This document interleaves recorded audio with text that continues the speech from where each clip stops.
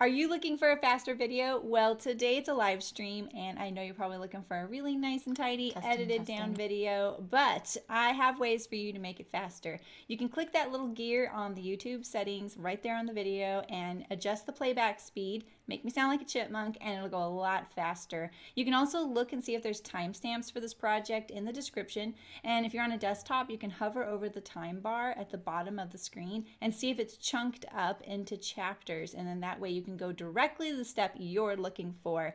And lastly, you can also tap on the screen on the right hand side of the video picture or on the left hand side to make the video jump ahead, forward or backward if you're on a mobile device. And you can adjust that amount in your settings so you can have complete control over how much it jumps. So if you are on a desktop, you can use the fast forward or the rewind, and that will make it go faster as well. You can also enable subtitles, and the little CC on the screen will enable closed captioning. That way, if I am a little bit harder to understand with that double playback speed, the subtitles might help you out. All right, well, I know that it's not a nice little edited video, but if you sew with me, we'll get there together and it'll be lots of fun. And now for the live stream. Happy sewing!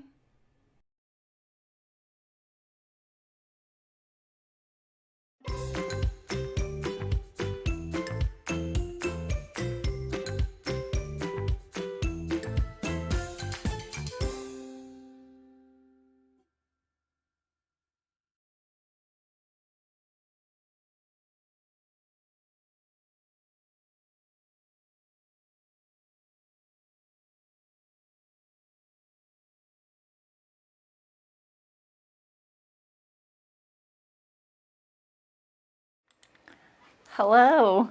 I'm not ready. Sorry. How are you guys? I don't even have the stream pulled up. My goodness. I'm such a noob. Okay. Hi, Hannah. Hi, Sydney. Delwyn, Sarah. How's it going? All right. I started to pick out thread, and then I got completely sidetracked on something I had wanted to add to my ideal bag.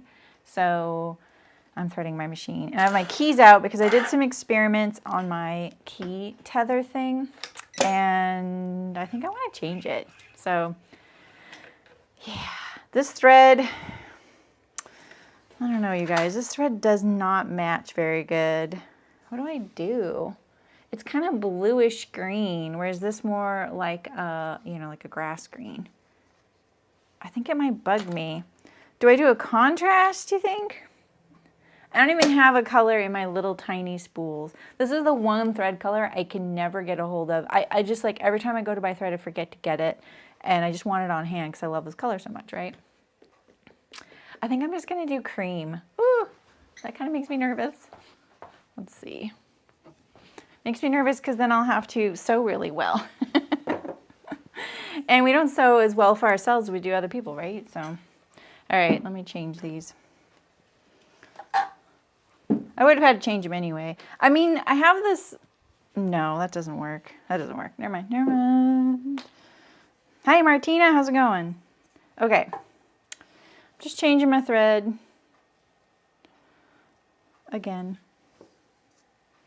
Maybe I do 2 strands in the top to make the top stitching look nice. I mean, I could do that. That's kind of interesting. Okay. How are you all? I can't remember what needle I have in there, but I think it was a heavier one. I don't think I'm going to need my Teflon foot, but I could.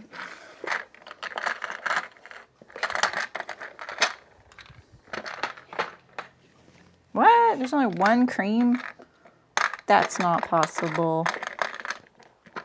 That would be... Oh, there's only one cream bobbin. Huh. Aw, how was it, Sydney? I don't think we got to ask you last week. We did see you here, right? Yeah, I bet you do.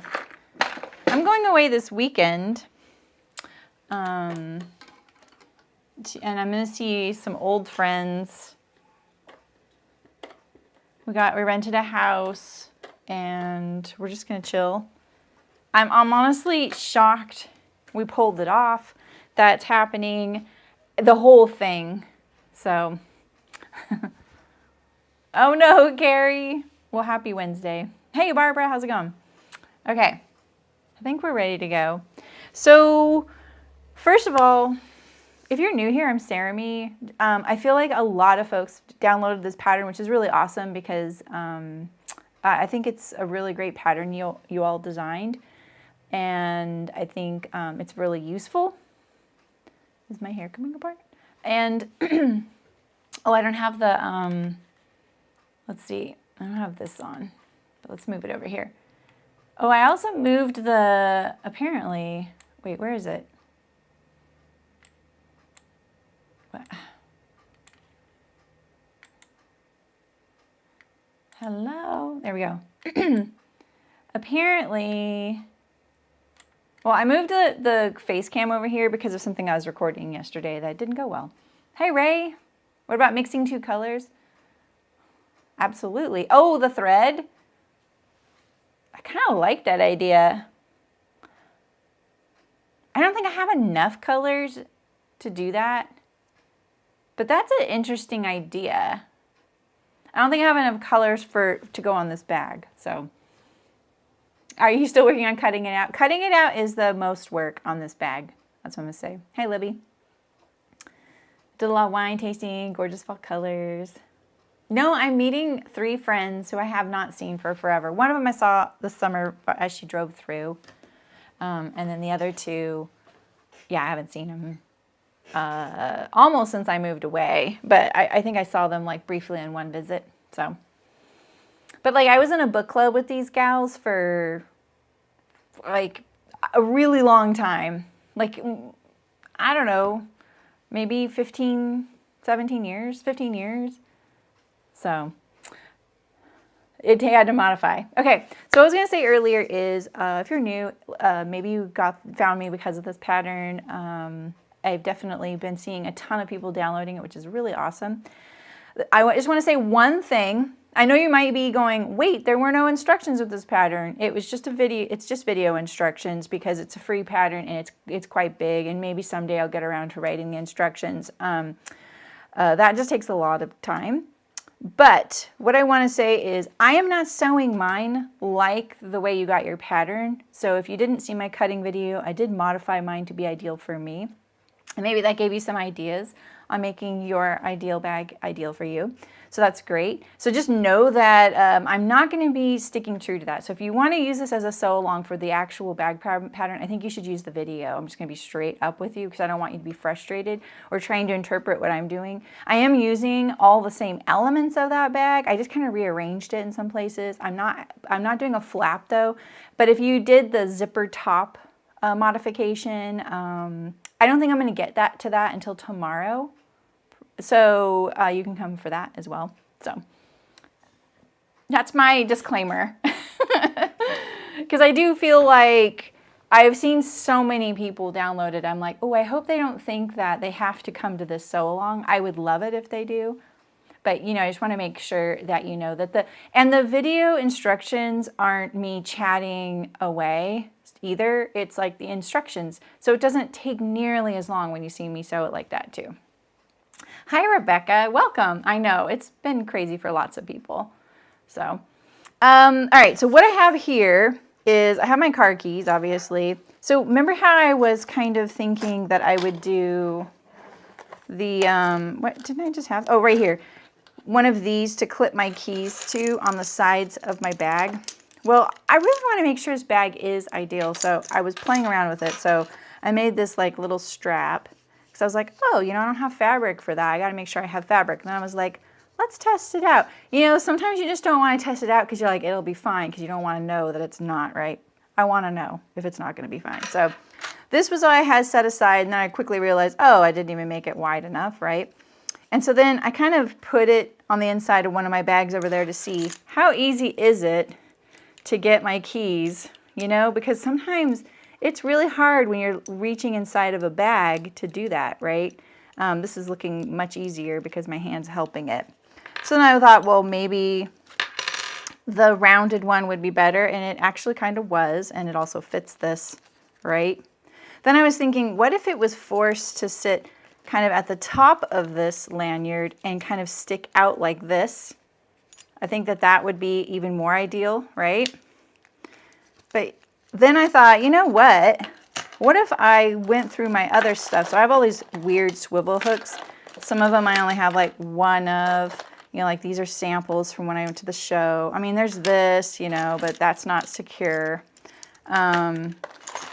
These were taken off of a bag that I owned, a Terrapax bag, which they were incredibly made bags. And I think it's going to work the best. There's these kinds of things that slide, and they're really hard to use. See that? It slides open. Terrible, terrible thing to use because your hand gets really tired using them, and there are certain things like this that you have to install in garments or bags, and people on a factory floor have to do it, and they finally started modifying the way they designed them so that they didn't have to open it to install whatever, I can't remember what it was, and it had like a lock so that they could, it was just kind of, it's kind of cool how at one point, finally, they were starting to pay attention to repetitive motion issues with people's hands, and your hands just get fatigued doing this stuff, you know. So there's this idea too, you know, what if you know, clip, if you have something like this kicking around, what if you know, instead you clip your keys. So if this is hanging down, the swivel hooks cost more, make a world of difference, right? So if this was in there, you know, could you easily, you know, reach in and hook your keys? All right, but I found the ideal one. Like I said, it's this. So I need to do a different type of tether, but check this out. I think this is a spring. I can't remember what this is called, like a spring clasp, and all you do is push on it and click it, and then you press it, and it opens up. This is the most ideal. Also, the fact that it doesn't swivel is really nice because I can install it upside down like this, and so then it's sitting there kind of waiting for me to go click. And I also have a carabiner on my keys. So yeah, anyway, I wanted to show you those ideas and what I settled on. I still need to figure out how I'm attaching it. Another thing I wanted to throw out there is if you're someone who can leave your bags attached to your bag almost all the time, but you still need them to open a door occasionally, you could make it a long piece of binding that is just slip knotted to, you know, one of these, right? You slip knot that there, but if you make it long, then you can actually lift your keys out and still use them on the door and then drop them back in your bag and they're still tethered, so. Oh, Malin, that's right, our time changes are a week apart, huh? So. Yes, so see exactly what Barbara's saying, exactly. So you can grab my keys and follow the bottom. Yeah, having them at the bottom is nice because you don't bang your hand on them. They're not as noisy. So there's a lot of things to think about when you're doing these little things. And if you really want to just nerd out on it, massive respect because I love to nerd on it too. I'm going to put that there. All right. I added one more of these pockets. This is the double wide version of the Gusset pocket because I'm thinking that I don't want my bag to look like my project bag. It's right now it's kind of looking like that. So I'm going to put this little pocket between the straps. I really don't want my bag to look like the project bag, but I want all my pockets on the inside. So that's just how it's happening, right? I am capable of being more creative, but I'm trying to use what I've got here. Let's move my keys somewhere as well. All right. So I only have, I think, one functioning magnetic snap, you know, assembly. So I'm trying to decide if I want it. I probably want it on the outside, honestly. I think I would want it on this one. On the inside of the bag, it's not as important. I don't think I would put like this kind of snap on anything because it's a little trickier to close and open, you know. But I almost was thinking about it because I could show you how easy it is to install. So these are really cool. And I just discovered it. All right, so where does that leave me? Let me get a few things out here. the only other thing I did, I was working on the straps when I left you last. And I was getting a little punchy because I was hungry. But this is what I've come up with.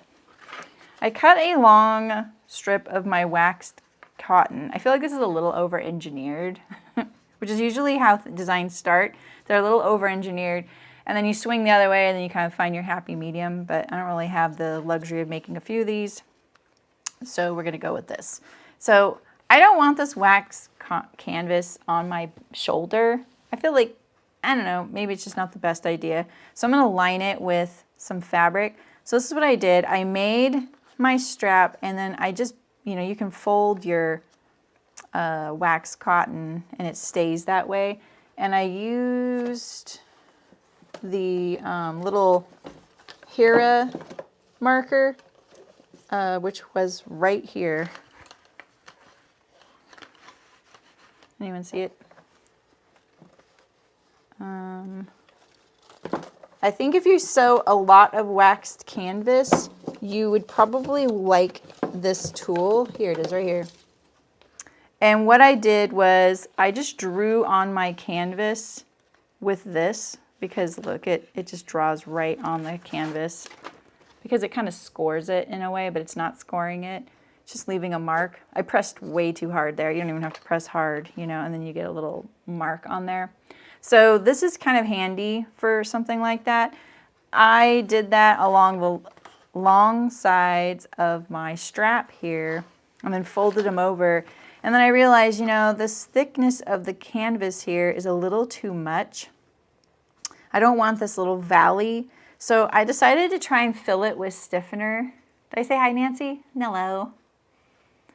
Yeah, it's called a Hera marker. It's not a point turner. It's a Hera marker. So see, it has a tapered end down here, and then this is the handle. Hi, Elena. Nice. We won't tell.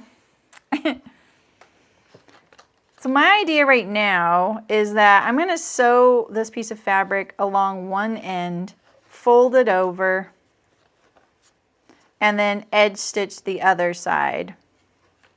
And it's going to be inside my strap. So this is my over-engineered solution to having fabric against my shoulder. I'm going to do this first because it's a lot of mess in my bin and I kind of want to get it over with. Oh yeah, Elena. Yeah, I've heard folks use it for that. I think that's a great point. Yeah, Nancy, I actually just saw those point turners somewhere as well. They're really nice. They're really nice. Okay. I'm getting advertisements for shirt making classes right now because I just made the Fairfield. Right, Sydney? Exactly. You get it. All right, so I have this all clipped in here. Are all my clips on that side? Okay, great. I'm just going to open it up then and sew it. So I don't have a whole lot of experience sewing waxed canvas. I do know that when I'm sewing vinyl, I have a lot of experience sewing vinyl. I try and keep fabric in contact with my presser foot so that it's less tacky. You can also get Teflon throat plates. We never found those to be as they're useful. We just never got very much use out of them. They weren't the thing that was bugging us or our machine. I think all machines are different. I'm doing this at a narrower seam allowance.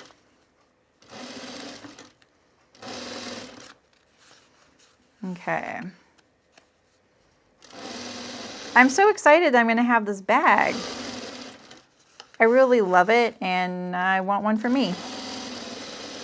I hope I use it. The last thing I really need in my life is another bag.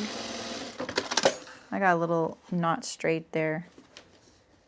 Well, I guess I am straight, but I'm a little close to the edge. I also fused this fabric. It's very lightweight. That's what you're seeing on this side. You guys, that roll of having a 3-inch roll of interfacing, it's awesome. I totally recommend next time you're like shopping at Waywack, if you shop there. It's very affordable. I would totally throw it in your cart. You're going to find so many uses for it. It's really handy.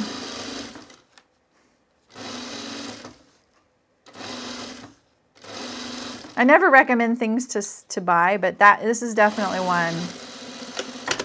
It's not even like it didn't. How do I say that? It wasn't what I had wanted when I got it. It's like a tricot, and I thought it would stretch, and it doesn't. So I was pretty disappointed.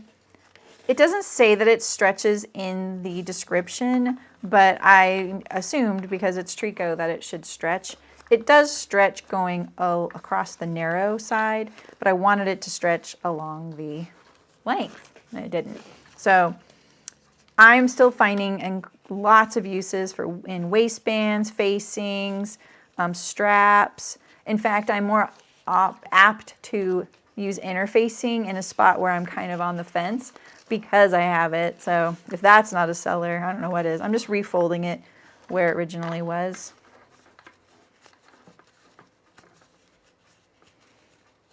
I'm pretty sure in the Ideal Bag video, I give you tips on making your own strap. That's not complicated like this at all. Is it, Sarah? Nice. All right, did I put this all on one side again? Okay, good. That's kind of nice that I did that. I didn't even think ahead about it. I have one of these ends is just like pieced together too. Okay. Let's do that right sides together.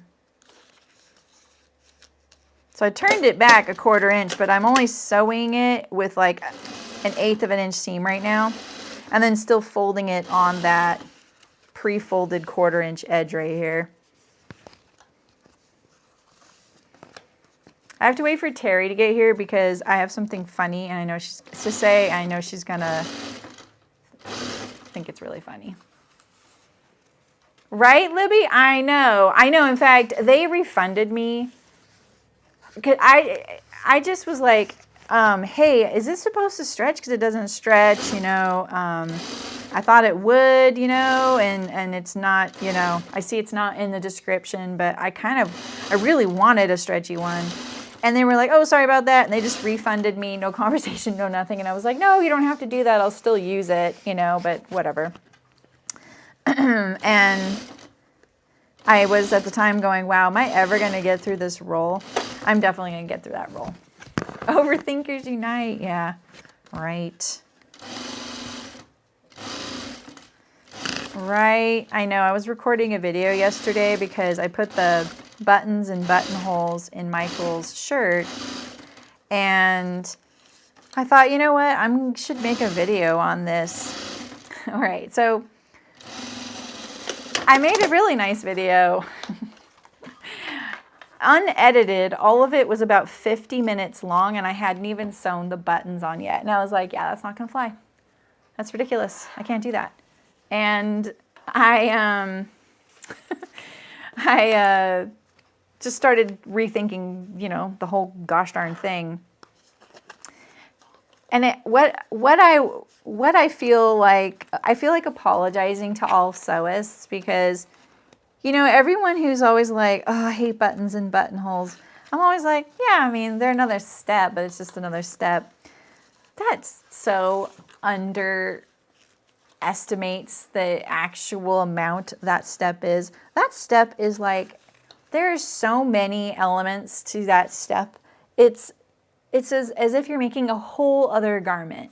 There's that many elements to putting on your buttons and buttonholes. So I'm glad that I recorded the video and I went through all of it because I had to think it through and think about the order and blah, blah, blah. And I wrote a bunch of notes. And I was like, all right, for next time, I'm going to iron this long edge. Now I know what to do, what not to do. Oh, I forgot to set this camera up. Let's zoom it in a little bit.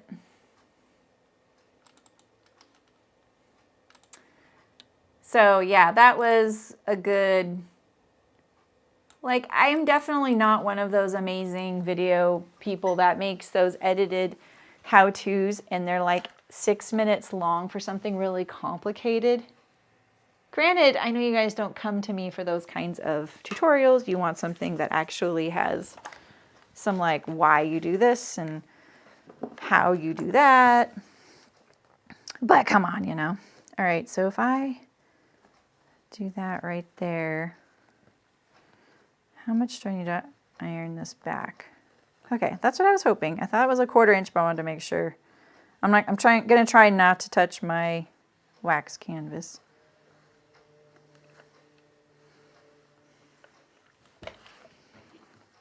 And I was giving so many really great, you know, little techniques and stuff, and I don't want to skip over those because that's the difference, right? Like that's the difference between how I do my videos and how someone who gets a lot of views does their videos, you know, because I really want you to know that, you know, you got to remember to do this because if you don't, this is the difference, this will happen, you know. Hey, D-Mac, how's it going? Yeah, but at the same time, which video would you click on? The 6-minute one or the 50-minute one? I wouldn't click on the 50-minute one. I mean, come on. That's, you know, I hadn't even put the buttons on yet. And I feel like they should be in one video, you know, so. All right. You watch 24 hours? I don't know about that. Really, Carrie? You're unique. Okay, what I don't like about this method is that I wish I could just leave it like this looking clean, but I am going to have to top stitch it down. You know, so.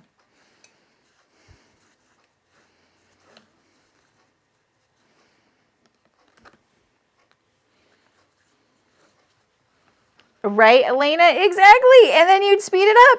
Exactly. Me too. I'd be like 6 minutes. Oh, man. I need some more clips.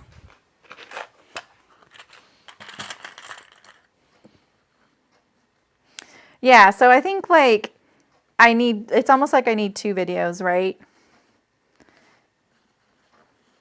I just think those 6-minute ones, we've all watched those and then we're like, why didn't mine come out that way? Like Treffa Crafts. YouTube, you better stop recommending. Just because I did one of their methods in a video, by the way, that didn't work. None of their methods worked. YouTube thinks that I need to see all their videos now. I'm like, no, they don't work. They're just eye candy. But you know, if you want a channel that is getting a lot of views, you don't have to make content that's actually good content. We all know that. You can just make content that people will watch. Oh, nice, D-Mac. That sounds nice. Do you have the day off today? I'm good. I'm going away for the weekend, which is really rare for me. I only leave the house to go to work, basically. And if I have to go to the store, fine. But I'm going to see some friends this weekend. We're going to the coast. And I'm kind of excited because I just don't know anybody locally. So it'll be nice to see people I know. I've been drawing a lot. I was feeling a little overwhelmed by my Photoshop class the other day, and then I kind of was like, you know what? You have tons of time to do this, Jeremy. Stop feeling overwhelmed. So now I feel a little better about that too. So yeah, that's what I'm up to, D-Mac. It's nice you don't have to leave the house today. Yeah, I do, Nancy. I also watch these videos by this gal, and I like them. They're kind of, I don't want to say heavy, but her name is Salem Tovar. And she really tackles these topics that I'm really glad someone is tackling, like a young woman is tackling, you know. And there's this other gal that does similar videos, and they are nowhere near, they are so much more, I feel like she's trying to do that, but she's actually part of the problem. You know what I mean? And now I'm like, okay, YouTube, stop recommending me hers. Because I've clicked on a couple and I'm like, oh, I'm getting now these really interesting recommendations of these young women tackling these topics that nobody's talking about. And then I clicked on one of hers and I was like, no, you're part of the problem. You're trying to justify why you do these things. So even though you're calling it out, but you're still doing it.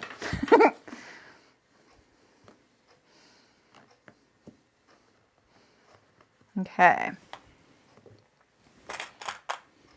So liberating. Har, har.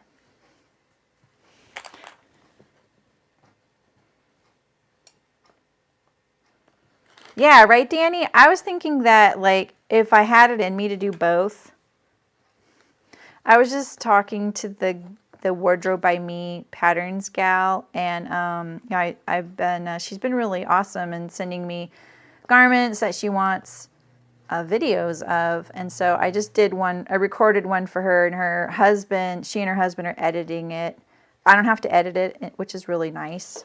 I just do the video, the instructional bit, and she has a very, very specific video style. And in fact, those of you who really like the ASMR sewing videos, I would recommend looking at Wardrobe by Me patterns. Their sewing videos are very ASMR. I actually really enjoy watching them. So I recorded it in that style for her. And so, yeah, and then she just asked me to do another one.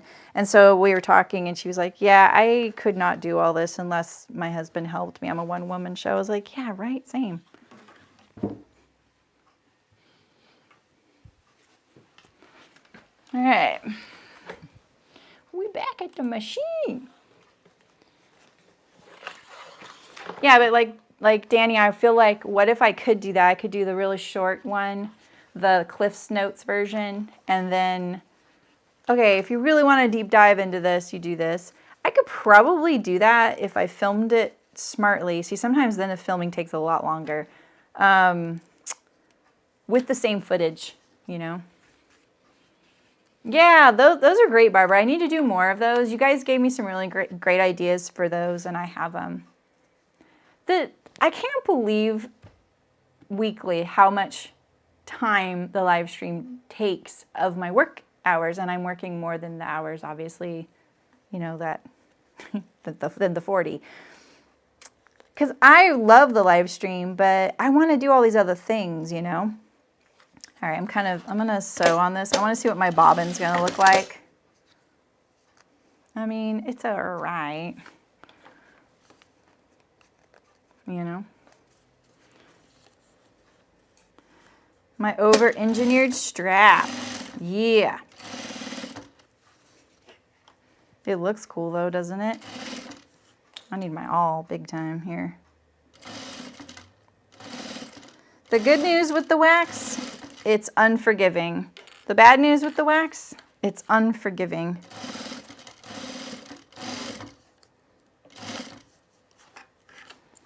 That's looking pretty good. I think I'm going to zoom in the video for you guys. I am really into this whole video review thing. I'm really steadily working on the metrics for it.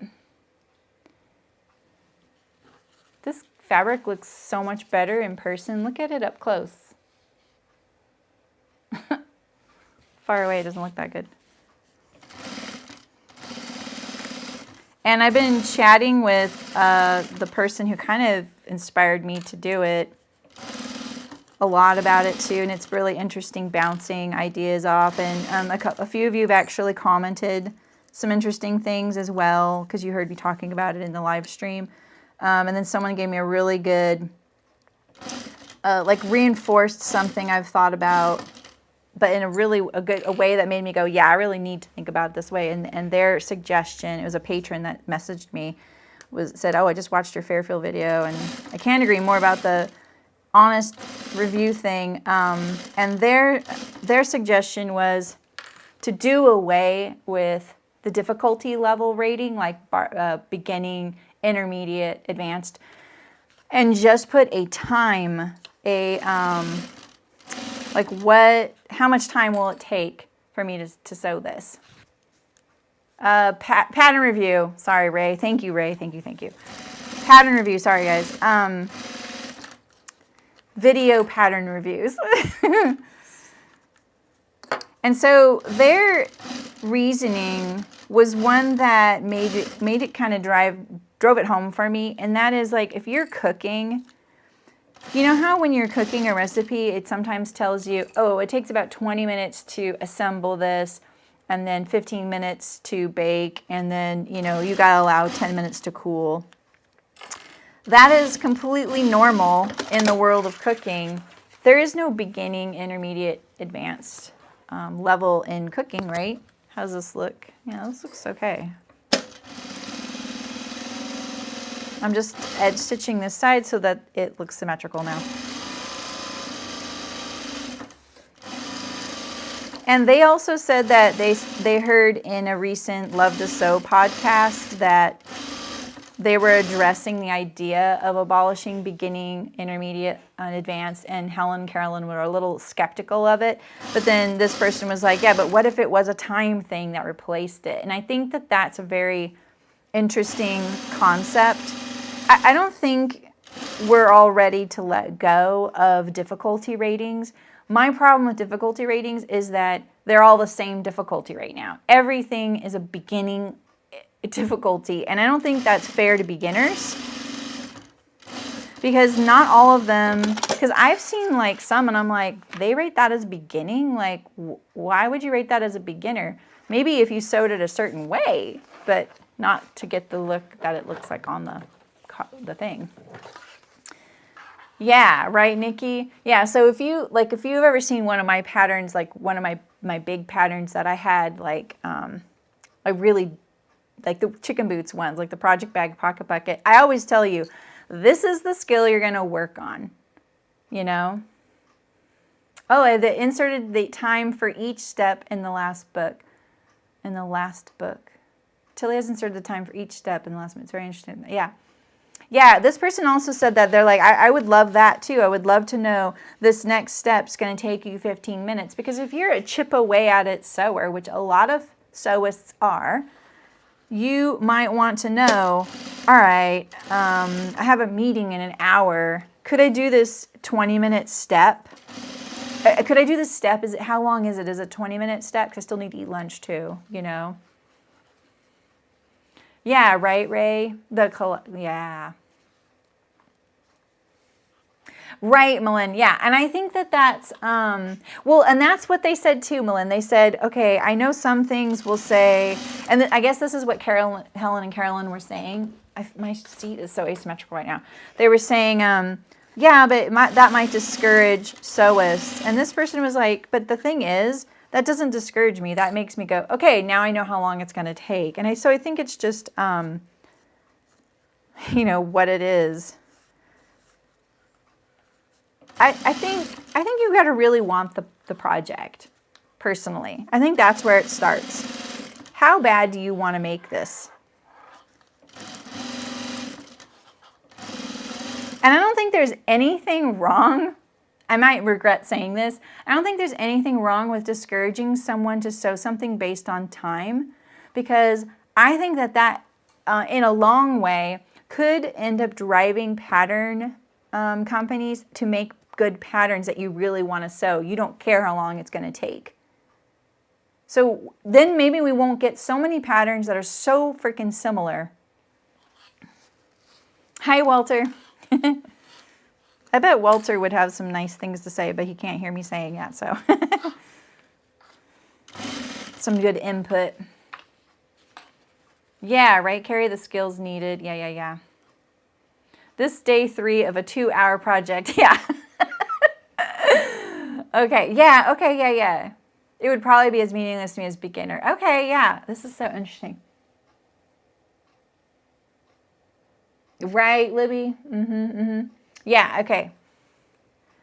Yeah, I think that making it maybe skill-based, step-based, like what's skill-based as in these are the skills you're going to be addressing in this pattern. You're going to be sewing a collar and collar stand. And I don't know how detailed that needs to be. Like personally, I like seeing what it is I'm sewing. I don't want to see, you're going to be understitching and hemming and seaming things. Like I don't care about that. I want to know what I'm sewing because the whole unit is more intriguing to me because I could go, oh, by the end of this, I'll have sewn a collar and collar stand. You should be understitching and seaming and doing all that on every project almost, right? So, yeah, you have no idea how long it takes. Yeah.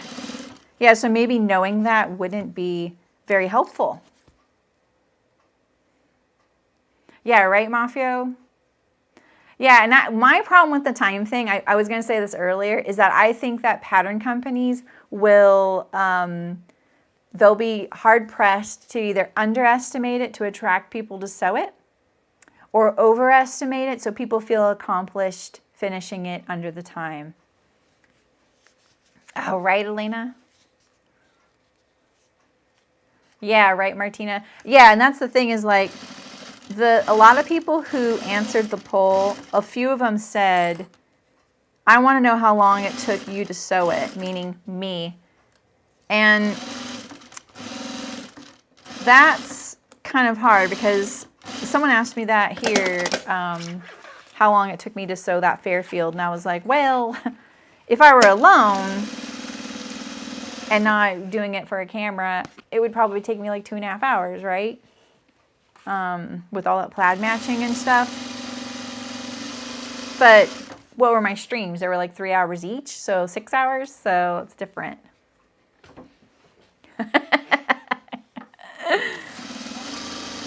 Nikki, it sounds like you need an intervention with satin, to be honest.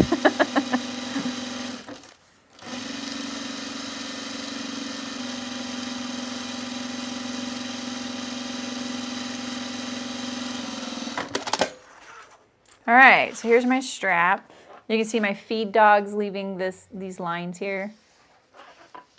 You just got to kind of get over that because the strap eventually is, you know, it's going to look like this, right? So this feels really nice though. I'm liking this. It feels very evenly thick. It has that, you know, layer of stiffener in between the seam allowances. I like this. I think this isn't feeling, it's a lot of work, but it's not over-engineered now. And then now I have fabric going against my shoulder. So, yes, exactly, Sydney. And I look at a garment and I look at it broken down by steps because I'm always looking like where's the good stopping point for part 1.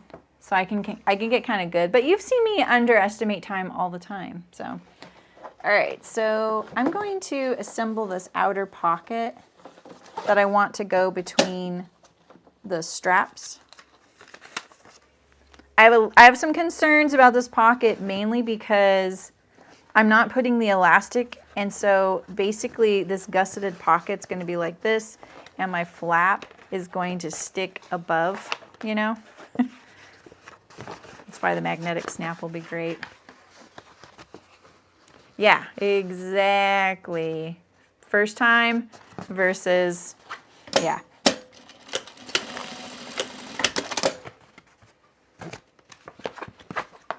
All right, so when you do these little gussets, they're very, very easy. You just put these right sides together. You put your corner right sides together and you sew your 1/4 inch seam allowance straight across. It doesn't matter that there's an angle right there. You just go straight across.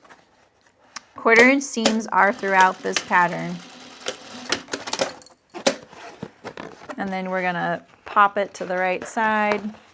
I just push the seam allowance one way or the other. I'm not going to be ironing as I go because of the canvas. You also don't have to worry about finishing these edges if you don't want because they are way down there. If you didn't do a very heavy fabric though, you may want to interface it. Just depends on what you want your pocket to do. So, all right, Barbara, see you later. Random question. I've got a leather purse with the straps starting to fall apart. Have any thought or tried to replace? Okay, with a leather belt. I like that idea. My only experience with that, because I had the exact same thing happen, but the strap was this big around. It was a really thin leather strap It's a little tiny purse of my mom's from the 60s. And my wallet looks a lot like this little purse, except that it doesn't open up a trifold. It just has that little, it's like a little gusseted thing like this. I wanted to replace that strap. What I found is that, this is what someone told me, I'm not sure this is accurate anymore. Finding a piece of leather that is strong enough to be a really thin strap like this, that it had to be a certain cut of the leather. They said it had to be on the length grain, and I was like, there's a grain line on leather? It's a hide, you know? So I never found anything. I ended up just replacing it with something else. I like the idea if you have a big strap, though, of using a belt. And a belt, finding an all-leather belt is harder and harder these days, and it can be kind of thick. But you could totally do that. Get an extra long one maybe, so that you can cut the holes off. Or you could just buckle it and use that as kind of the adjustment, you know. All right, so I want to put a snap on this. I'm going to put a magnetic snap on this one. I haven't done this in years, so let's see how this goes. So I have one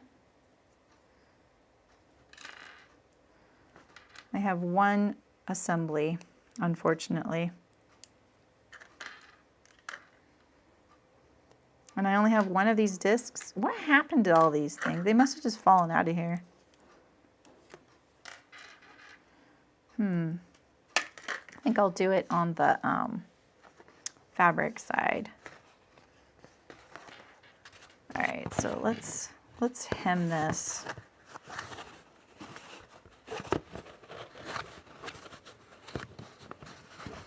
I don't really think I need to turn it under, but it would look nicer. I'm just thinking if I turn it under, it'll get a ridge that'll show through, right? Right? Oh, yeah, thrifting a bell. Hey, Elizabeth. Yeah. I think I mean, it's worth a shot. I don't think you can go really wrong if you're thrifting the belt. I love that little purse. I still have it. It still doesn't have a strap. Let's see. Let's think about this. If this is, I still need to sew my gusset, so let's do that while I think. I'm going to do it from this side. So when I sew, if you want to define the gusset, you don't have to. But you're just going to sew around, you're just going to edge stitch, basically. Just get this nice and even. Pop out my corners so I get it nice and even. This one looks wider down here, that's what I keep noticing.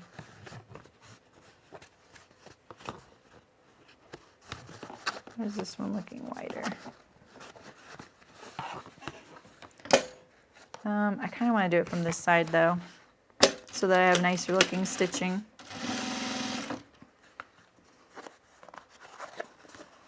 All right, so I unfolded this edge here, so just this side's folded. And then I'm going to pivot and then fold it. It's a little tricky with the wax cotton, and I'm going to pop this edge out now. That way I get a nice continuous stitch all the way around the little gusset. Oops, no, I went one stitch off. Okay, same thing. I'm going to pop this out now, the bottom edge, and then fold back this edge I'm about to sew. If you don't get this perfectly, it's not going to show that much, so don't sweat it too much. I don't know why I'm backstitching. Totally not necessary. But there you go. Now you have this little gusset. Oh, but I didn't do it hem first. Oh, look at, I hemmed this side and I didn't hem that. Okay, I needed to hem that first. Whoops.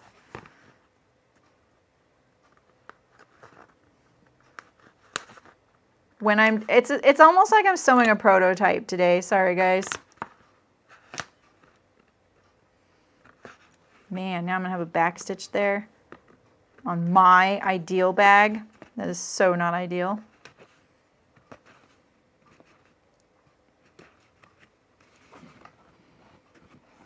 Hi, Beth Ann. Oh, good. I know, it's not easy.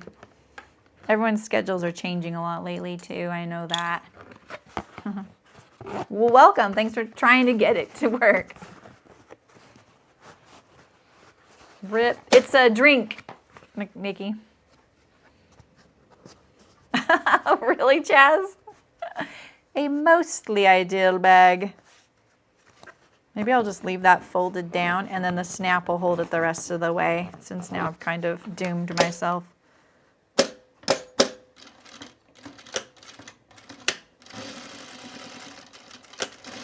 That's why I backstitched, because of the fact that it's folded over. That's why I did that.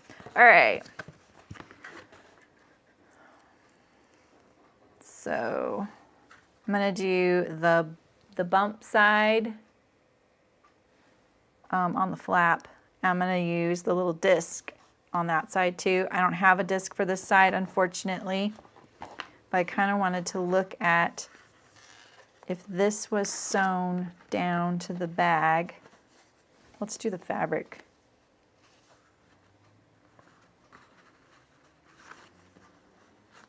Where does this snap go? I think it's marked on the pattern, I'm hoping.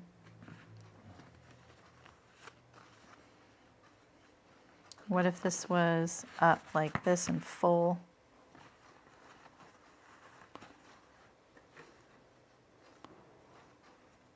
So it's more like down here. I'm going to put it through my hem so it stays down.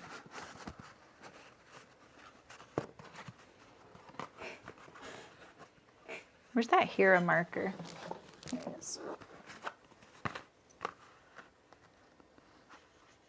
It's a little more precise. Put it down here. Because you got to, what this has, these little like flanges that you toggle back. I'm going to go for it. I know, risky.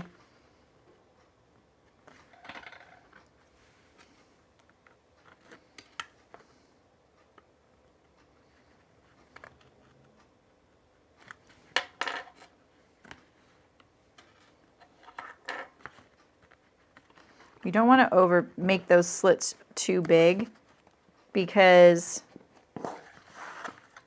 you want it to you don't want it to stick out from the side of the snap.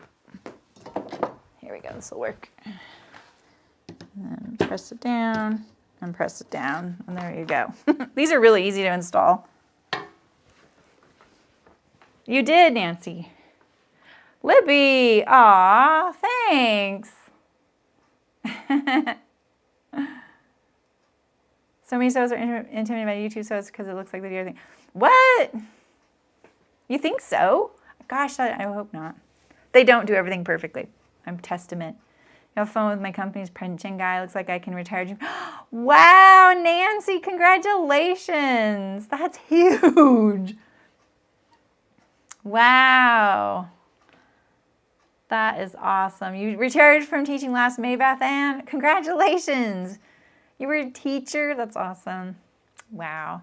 Thanks again, Libby. Why didn't you? Oh, I turned the alert box off because I was recording yesterday. Let's give you need a kitty cat.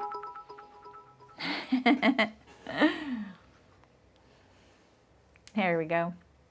All right, let's put this on here. Same thing, I'm going to mark it.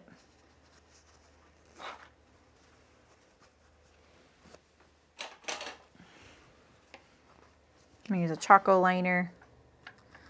This chalk will probably be here forever because it won't get washed and the yellow kind of stays. Do I want it that high up? There's 1/4 inch seam allowance. Yeah, I think that's it. You can make it adjustable by putting a couple, I guess. You know? Ray! You guys with your numbers. That's so funny. Nancy. 20 years in special education. Middle school. Wow. Man, middle school gets a bad rap, doesn't it? but that is a pretty magical time for kids. Okay. I don't really have a backup plan if I don't like this, the way I've decided to put this on. I did it very unscientifically for me.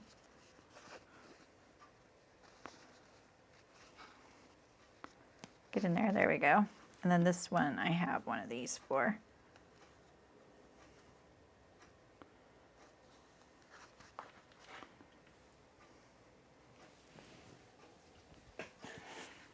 Okay.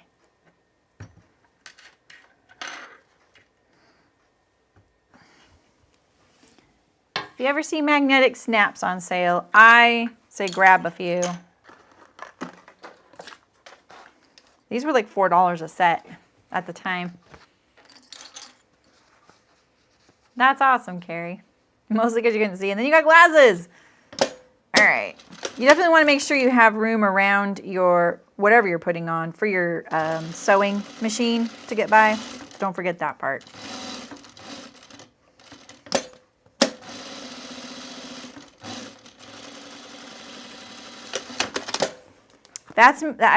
That means like Nancy will stop having time for us, because when she retires, she's going to get even busier.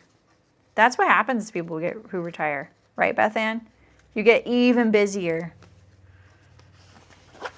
All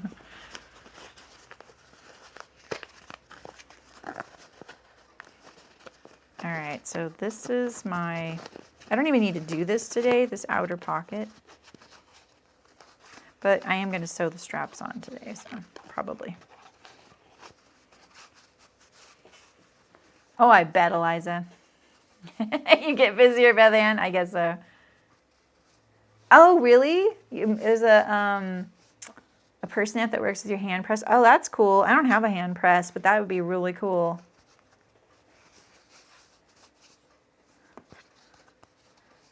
Yeah, you have to visit where you just gotta look to a live stream, right? I know. Every person I know who's retired, they're just like, I didn't know I was gonna be this busy.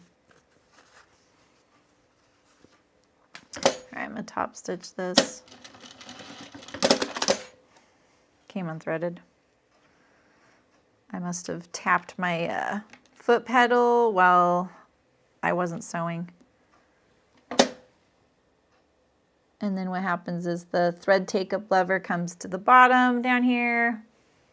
And when I go sew, it just yanks it to the top and unthreads the needle. You know, when people, when I see people have to answer questions like, what's the one thing you wish you knew when you were a beginning sewist? I can never come up with something. That would be the thing. Hopefully I remember it. That would be the thing. One thing I wish I knew when I started sewing, is that this little lever has to be at the top when you stop. Otherwise, it yanks the thread out of your needle. A lot of machines now do it automatically. They leave the thread take-up lever at the top. But for forever, they didn't do that. And I really hated when I would be like, holding all these things, I'm ready to sew, and I get the presser foot up, I get it under there, and then I start sewing and it unthread the needle, and I have to let go of everything and thread the needle again. Anyone relate to that?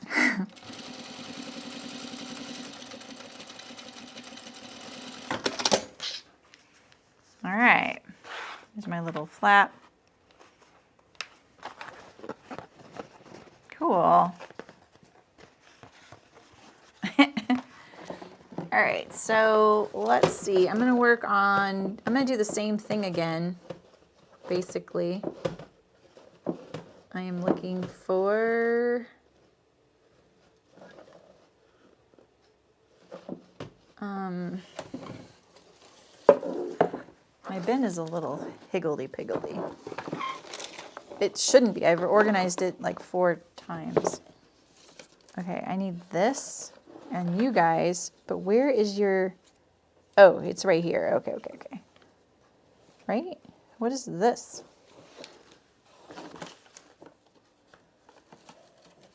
That's the back.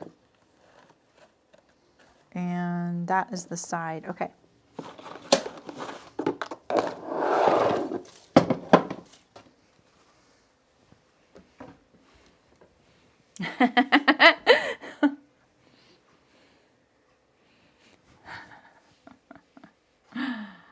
Oh, man.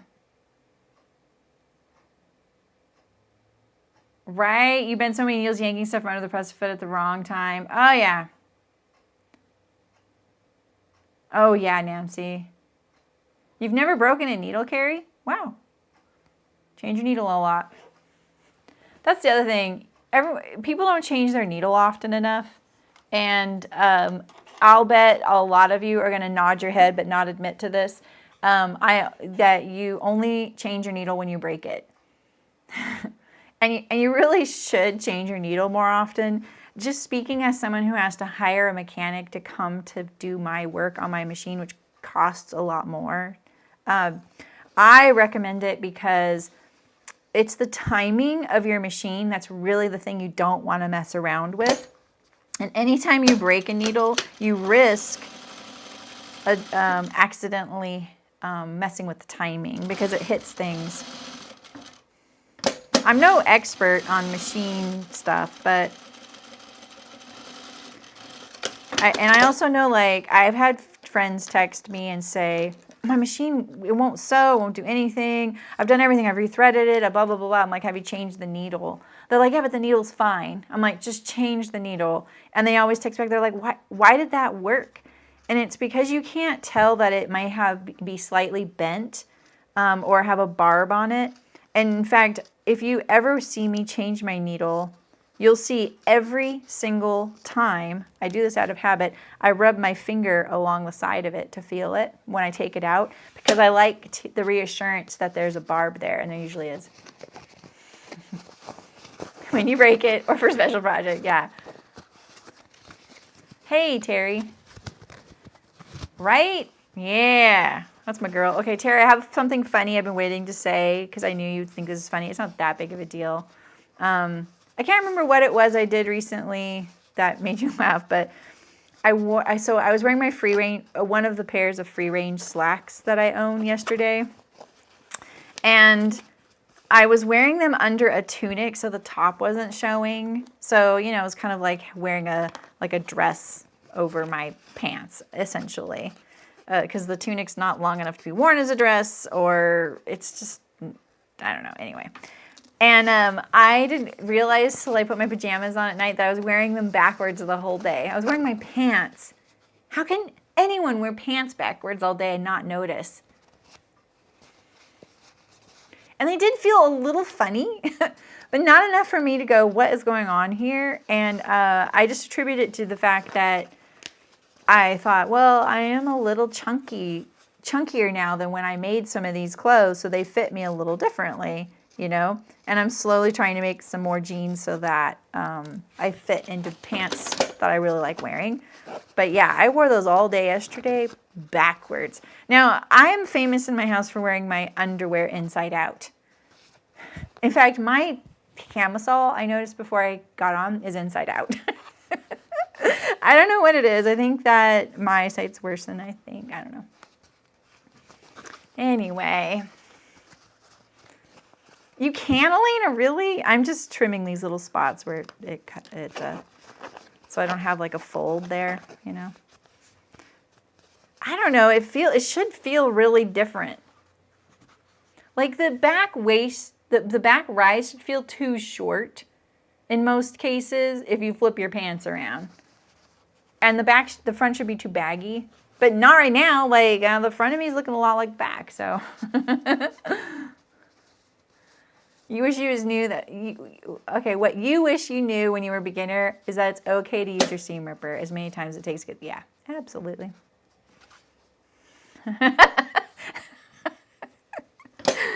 Danny. So unfortunately, it's always my husband who notices when I'm wearing my underwear inside out before I notice. And there's been a couple times where I've noticed, and I'm like, oh my gosh, I gotta change this before he sees. You put on your free range slacks backwards a lot. For me, I was like taking them off, and I was like, why I didn't put patch pockets on the front of these, and I was like, oh, those are the back pockets. Yeah, everything feels funny, right, Terry? Yeah. Yeah, you change your needle every 2 to 3 projects. That's pretty good. They say every 2 hours of sewing, but I think that that's 2 hours that the needle's doing something. So we're sitting here and the needle's not doing anything. I don't equate that time. You're right, Libby? I think that's where I'm at. There's no way I can wear my sports bra backwards. I am onto something, right? Well, you know, like underwear inside out. I mean, hey, it is more comfortable that way, but you know, I don't advise it. Oh man, I can't remember what I did. And I remember just Terry writing in chat, what did I do that time? I was like, yeah, I did that.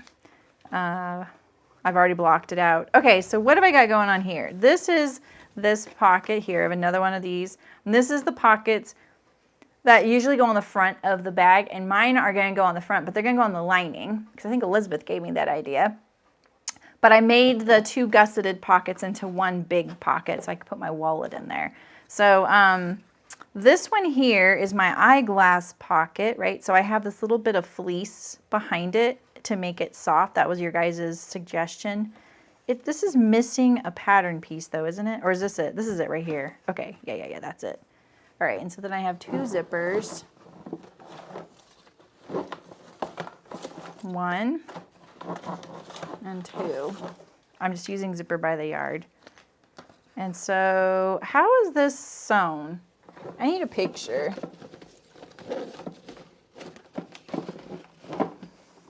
Did I leave it over there? I may have. Yeah. Okay. Okay, so this is, I bind the zipper and then I sew it to the pocket and then that. Okay, I think I know what I'm doing here.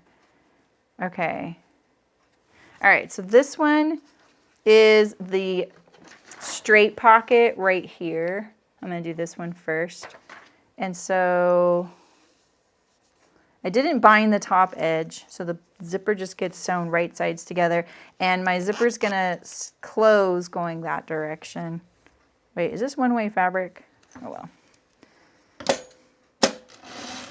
I'm using a zipper by the yard, so I can always change the direction of my slider, too. And then I have that fleece back there.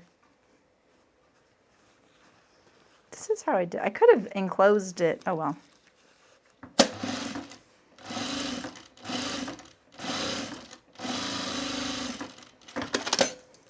And then I have binding. We're going to do some binding. Oh, yes, it was the Neosporin's toothpaste. When I saw you write that, Carrie, I was like, ew, who did that? I did that. Twice. That's what it was. A good source to buy needles in bulk. You know, I buy mine from like sewing machine places. And I buy them by the gross. I don't think you can do that for home machines, but I don't know. Because, you know, mine come in these, like, really nifty, like, bricks. You know, and they kind of snap together. Or they come in packets like this. It just depends on what they carry. The plastic cases are Groesbecker, and the others are Oregon. All right, so this just makes your zipper have a nice looking edge. That's all the binding does. So I'm going to sew it right sides together from the back. This is such an excellent place to practice your binding because no one's really going to see the back side, so you're not worried about it as much. And then I just fold it towards the front. I can't even see my stitching, so it doesn't even matter. But yeah.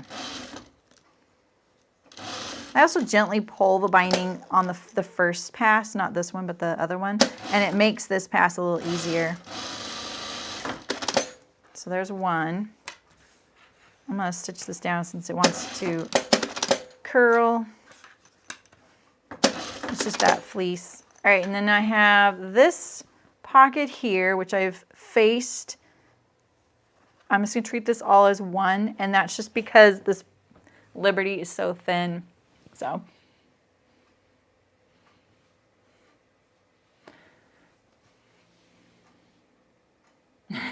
Jazz. Oh, right, Carrie? Yeah, the zip up sports bra, life-changing. Yep. Yep. Yeah. Yeah, I hate that, Chaz, the whole like in-between projects.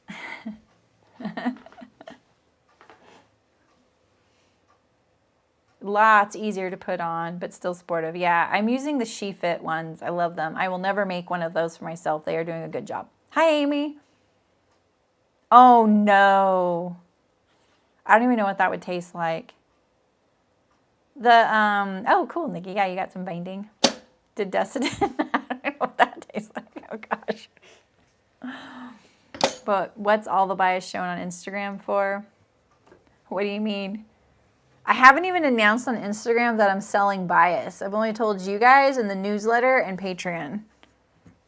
I'm so bad. Okay. This one has the bottom edge bound and then it's top stitched to the zipper. Yeah, and then, which is this one here. Okay, so this is a double pocket. All right, so we're gonna bind this top angled pocket first.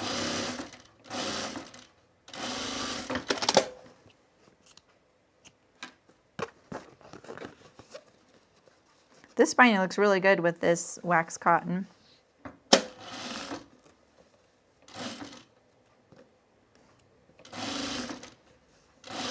I was so sad. For some reason, I didn't get any notification, but the U.S. mail has stopped shipping packages to Australia and New Zealand that aren't expedited priority. So someone ordered the package of 3 yards each of every binding that I'm selling, which is only $36. And it would have cost them $70 to ship it. It was already costing almost $30 to ship it to them. It was like $27 or $28, I think, to ship, which is already doubling the cost almost. And so I couldn't get the shipping label to work, and I just finally figured I had to like contact my website, and they were like, "Oh yeah, they've stopped. U.S. mail has stopped." And I was like, "Why'd you allow the sale then?" Like literally, this person, you can see that that's what they're selecting, you know. So that was kind of a bummer. All right, so I'm just going to top stitch this to the zipper.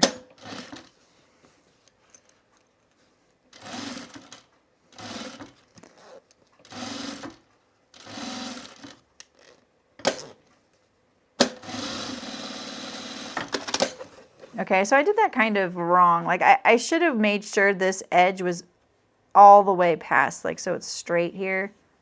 I'm gonna take it out. At least I can do that with the canvas, huh? Yeah. Oh, they do, Mafio? Schmetz sells 100 count boxes. Oh my gosh. That is so good to know. So many people don't sell their own products on their site like that. That is really cool tip, Mafio. Thank you.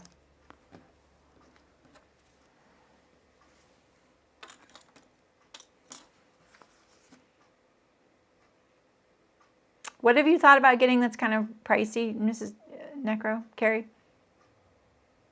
This one, I think it is. I got it from Duckadilly. Don't go to their site. Just don't go. You will hate me.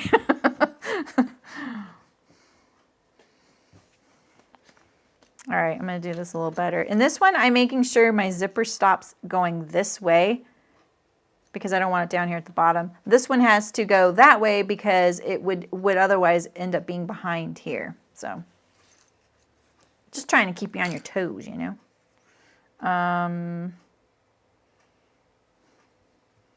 Did I just take... Yeah, I did. Wait, isn't this... Okay. I was just really confused there for a second. All right, here we go.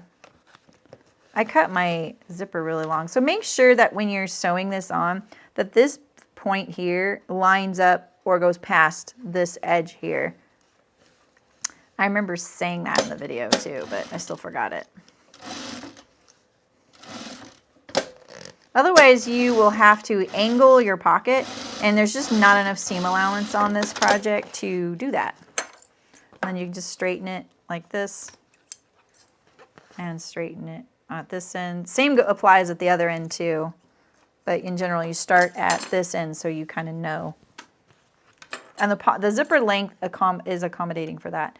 All right, and so now we're going to put this pocket here. No one's even going to see that fabric. What a waste. In fact, I can't even flip it around. And we're going to bind these together. And see, this what this gives me is a back for this pocket and then another pocket that you can put something in right there.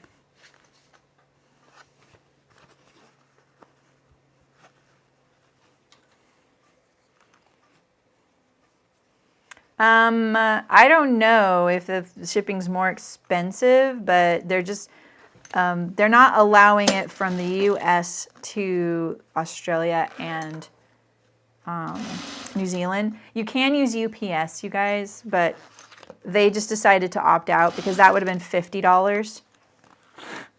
So, and I didn't blame them at all. I was like, I can hold on to this for, you know, the future, or we could just scrap it, or, you know, you can pay this crazy amount if you want. You know, no judgment.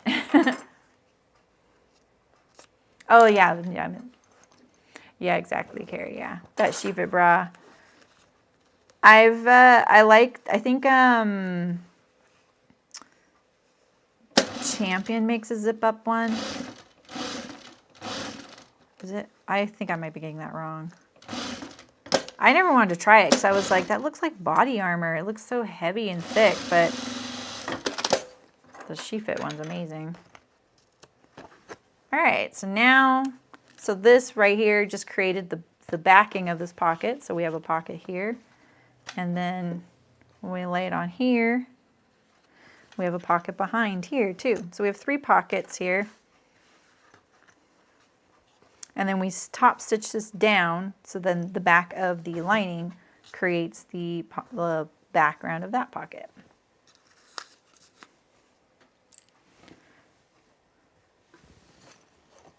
Like this. All right. I have it zoomed in, sorry. Gotta remember that. Let's get this lined up here. And we have this soft backing for my eyeglasses. I'm trying to remember if I do, oh yeah, so it's a seam. Okay. All right, so we're not going to attach that quite yet. I just don't remember how to sew this. We're going to put our gusset in on these corners of this pocket. So the gusset that goes next to this whole zip assembly.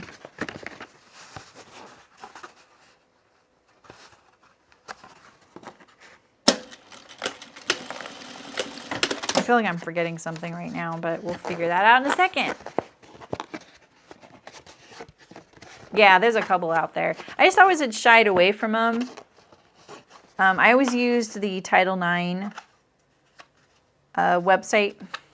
catalog to determine, because they evaluate them by bounce, and I like 0 bounce, and some people don't mind. And that was one of the only 0 bounce ones. I think it's called the Frog Bra. And I was just like, I can't do that. Well, now I'm doing it. Okay, so same thing. We need a hem. If you're doing the elastic closure, do the elasticized top, do the elasticized top.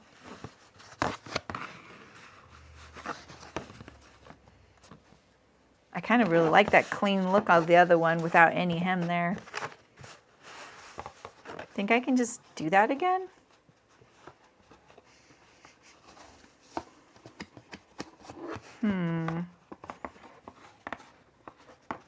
I don't have a closure for this one. could do Velcro. I already sewed the flap though. I think I'm out. I'm just gonna hem it.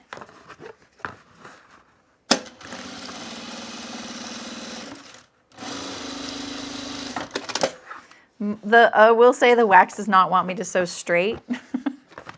I can feel it pulling my machine. Alright, so do one corner here. Remember, you straighten out the edge. This is the edge I'm sewing, so it's folded back. Pivot, and then pull that one you just sewed out and push this one back in. Make sure it's straight. You don't have to do this actually. If you want the pocket to be a little softer.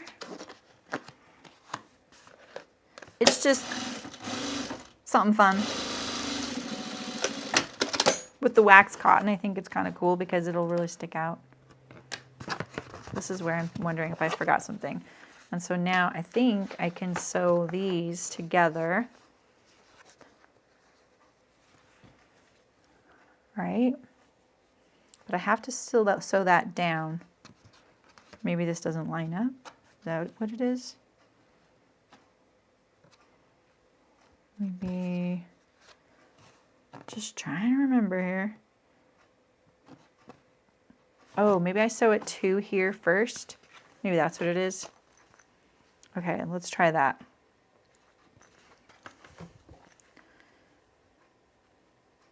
Okay. Just top stitch this down. You have to, I think a few of my prototypes didn't have this top stitch down, which makes the pocket absolutely useless. You don't even have to put a zipper in it if you don't want to put a zipper in it. You could just, you know, hem your pocket and then, you know, stitch down the sides and then you'd have a pocket there. But the zipper is useless if you leave this unstitched, which I did a few times on some of my prototypes. So don't do that, because then you just have an opening here and an opening there. All right, and so this one you don't stitch down because you want that pocket behind it. I'm going to stitch it down over here to stabilize it on the edge.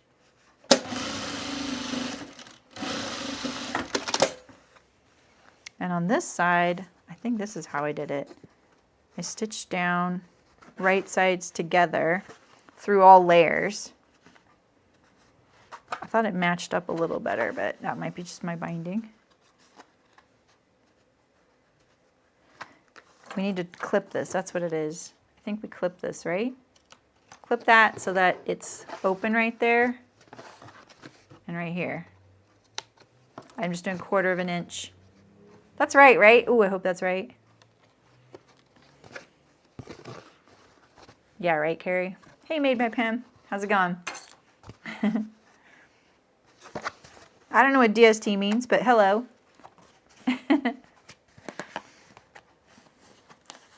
Okay. I'm going to bias it a little lower. I'm just going to sew it right sides together through all layers. So if you're on the right, on your outer bag, you know, you'd go through all layers.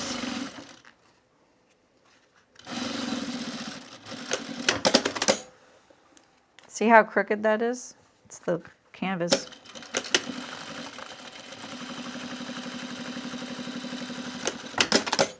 There we go, it's a little better.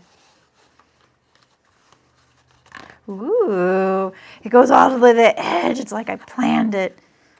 All right, so then I'm gonna line up this edge here.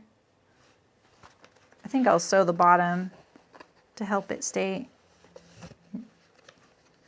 in place while I do that, because the canvas is kind of stiff. Ugh.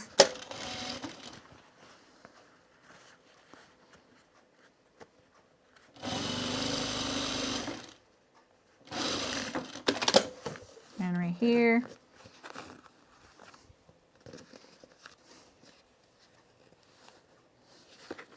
Maybe it would be easier from this side. Like that. I think so. In the case of this canvas, it is. Okay, I'm a puller, so I'm trying not to pull. I can make anything work, and that's just not how you should sew sometimes. Oh, double-sided tape. You mean for a jog bra? What? I wonder what you missed for the top chat versus live chat. Yeah, so they're talking about if you're have the option right. Let's see, down here, right here under my finger, it says live chat or top chat. You want it on live chat if you're in the chat. Oh, I didn't do this yet. I'm doing things completely out of order. I think I wanted that back there too. Did I? Maybe it didn't. Oh, this flap is too big. This flap is too big. It needs to be here to here. Okay, so I need to get rid of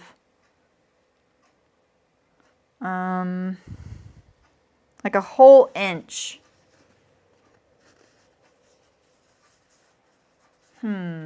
Okay. Let me think about this for a second. I hope that doesn't change my other one. It probably does though. Except that it's in the middle of the bag, so that'll be okay. So the reason it works on the smaller ones is because we only put a flap on the one over here. There are two. And that's so that they didn't interfere with each other. The flap is usually wider than the pocket.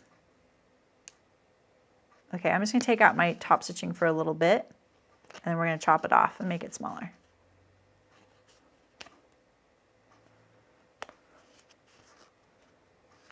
It's on the right side on your phone. Is it really? On my iPhone, it's on the left.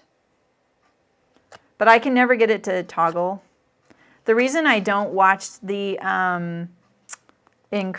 content creator, like I watch the stream like you guys do, is because I can't toggle that.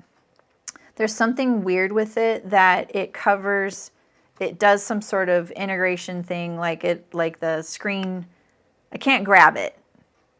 If I like press the arrow to try and toggle it on or off, it doesn't allow me to grab it. It's like a size issue. How many fabrics are in this bag? There's a lot in the lining.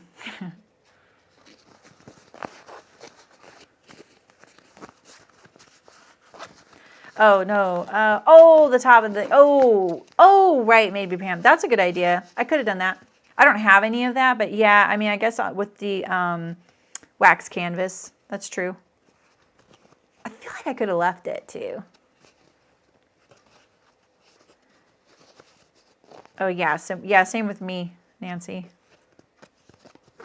All right, so maybe I should take out a little more of this right here. It's easier just to cut out the pieces again, but I don't have any more of this for the flap lining, and I really love it.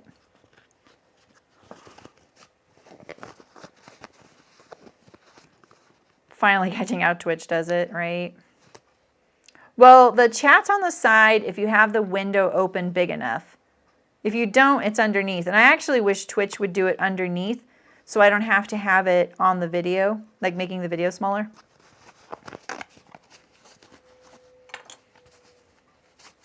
Oh, you can't tag Nancy. Oh, that's weird. Okay. So we're going to take off a 1/2 inch on each side.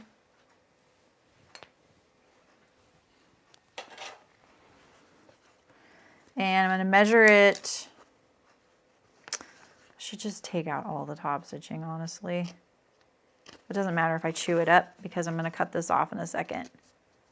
I want it to be flat though.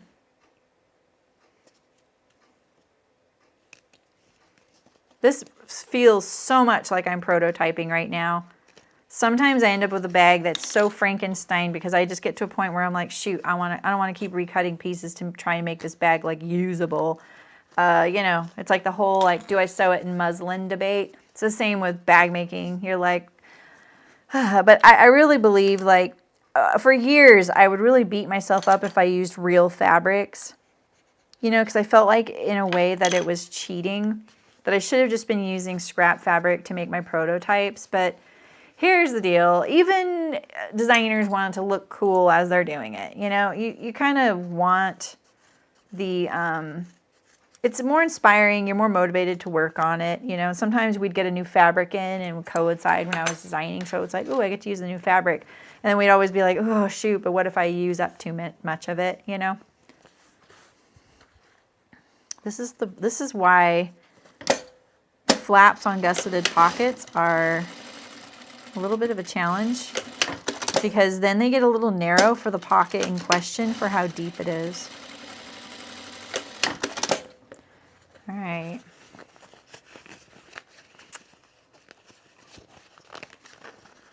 And it's interesting because in that Photoshop class, Sarah said something the other day, because I was thinking about how she designs is really interesting. I don't really know how a lot of people design like that, so I haven't seen a lot of methods. But it is really interesting seeing her process, because you get snippets of it while she's doing a lesson. And she recolors using Photoshop for all of her collections. And so it makes you kind of go, well, maybe I shouldn't be doing my design in colors at all. Like, it doesn't really matter. I'm going to recolor this in Photoshop anyway. But she said the other day, kind of offhandedly, she goes, now, you know, like, we could just not do this in any colors. We could just do it in black, white, whatever, you know, and it wouldn't really matter. She goes, but it's really important to like what you're looking at while you're doing it, because you're a little more motivated to do a better job, and you're like it, you're more excited about it, it keeps you going. And I was like, oh, that's exactly it. Because I've been using just colors, and I've been spending so much time picking the colors as I'm doing it. And then in the back of my head, I'm thinking, I'm going to recolor this so it doesn't matter. But it kind of does. So I don't know. And I'm terrible at it, so I don't know why I'm spending so much effort anyway. You know? So yeah, I close the chat in Twitch, but you know how, like, sometimes you go to open it, then it makes you kind of toggle between showing the chat on the side, and then it brings up the title bar, and it's like, ugh, it's fussy. All right, so that's a little smaller. I have a 1/4 inch seam allowance over here I have to be respectful of, because you don't want this all the way here, because it would get caught in the seam, right? The lining is a little light as well. I did something more interesting on the sewing of this, didn't I? Right here. Doesn't this look better? Do I top stitch it down? Is that what do I do? What do I do? I wish I had a sample here. I can't remember. I must top stitch it down. Is that what I do? You could bind this edge right here, even if you just do the top like 1.5 inches so that it doesn't show.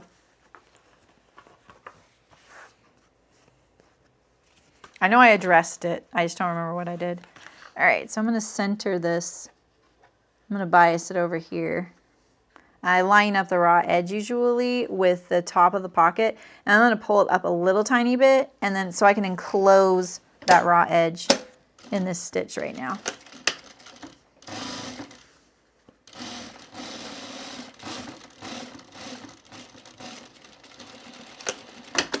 If you have to trim it down to be able to enclose it, you can do that too. I'm going to trim it just a little bit so I have a more even edge. Maybe I'll trim it from this side. That makes me feel nervous, but it looks like now it's a guarantee I won't catch my lining in there. Nothing's a guarantee. Okay, so I'm going to pull this, kind of bend it. It's just too lightweight compared to the lining, the waxes. Make that a little higher.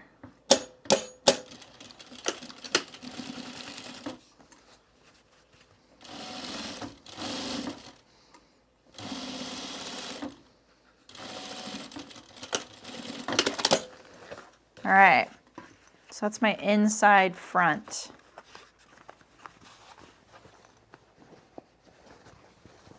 Cool, I like that. There's, oh, that didn't do well. Did I just run out of bobbin? Is that why? I think I did. Oh, I didn't. I have a full bobbin. I suggest buying a top corner and stitch in the ditch. That's it. And I open the seam allowance. No, I don't.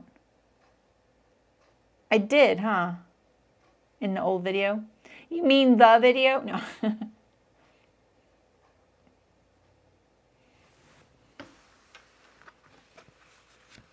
The magnetic ones are one size. I don't think that this is a push pin container. I stitch in the ditch. I'm gonna do that. I mean, I stitched it down so it doesn't really need to, but I don't like this. This is not professional enough in my opinion right here. So, okay, I need to redo this back stitch since I somehow pulled it all out just now. Oh, you see it slide? Okay. It's okay. That's not bad, huh? So then I have a zippered pocket, pocket, zippered pocket. And then I have a big pocket just to drop stuff into. I'm thinking about, could I, stabilize this to the front? I think if I spent more time designing this way, I would probably come up with some way to do that. Maybe in like where the straps are being sewn to the bag, maybe I could hide some stitching so it didn't, show on the outside of the bag. I don't think I'm gonna have that option here. Okay, what's next? So now we have our inside front and it's ready for the other pieces of lining.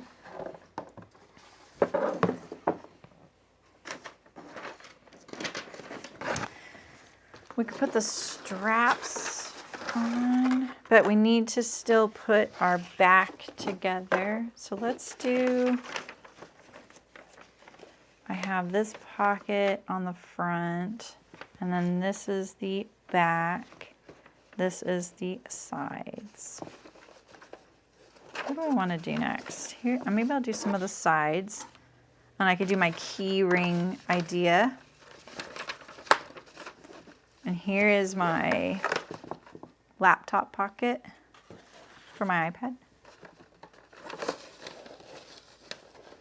And then I think I'll do assemble the back pocket. So basically I'm just assembling a lot of the elements right now, so then the bag can all go together.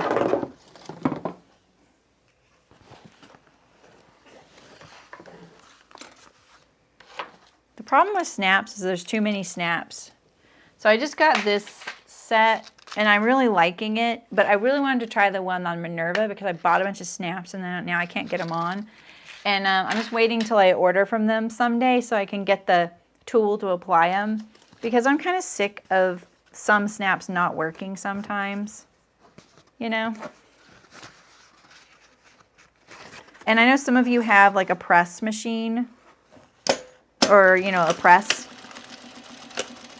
But I just don't want to put all my eggs in one basket. And so I just haven't done any research to figure out, like, am I limited when I do that, All right, so this is going to be my phone pocket, right?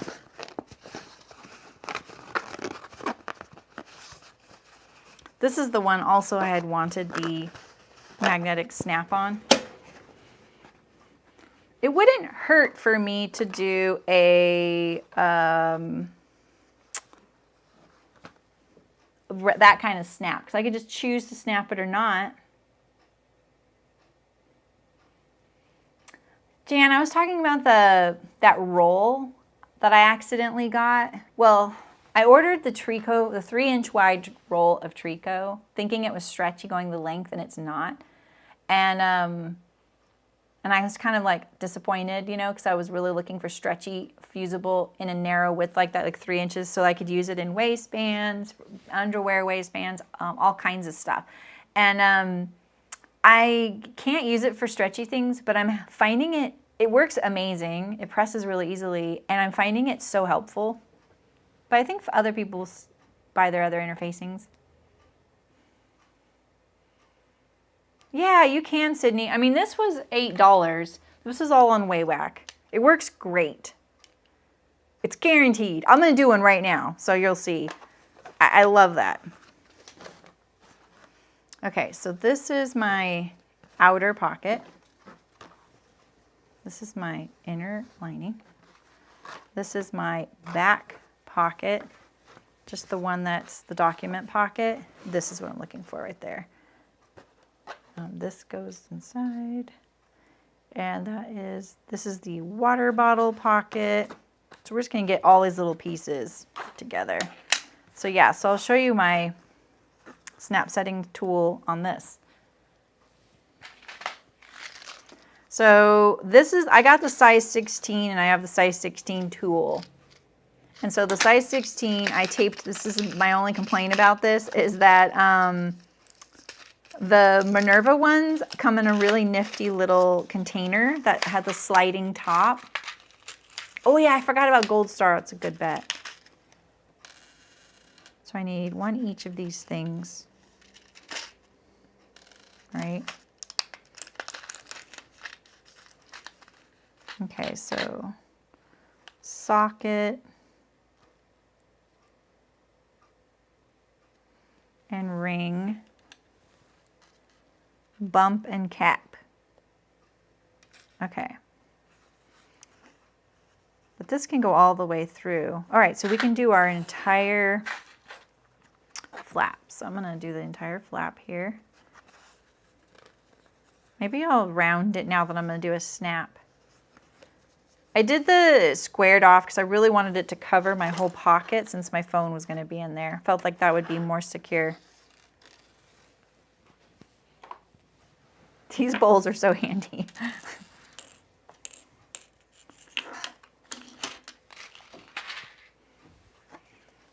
So I do that without the curve. I think I'm gonna leave this, I don't know, I think I'm gonna leave it. All right. The prim, that's cool. Yeah, prim works. Oh, really, Nancy? Yeah, and then rivets are a whole nother thing. I think rivets also vary by quality. And I honestly just wish I knew. These are the good quality, these are not. Look at how, does that crooked? It looks rounded. See that? Look at, perfect example of when you're sewing in the grain line and it jumps to go to the next row of the grain. See that? The wax canvas has a mind of its own.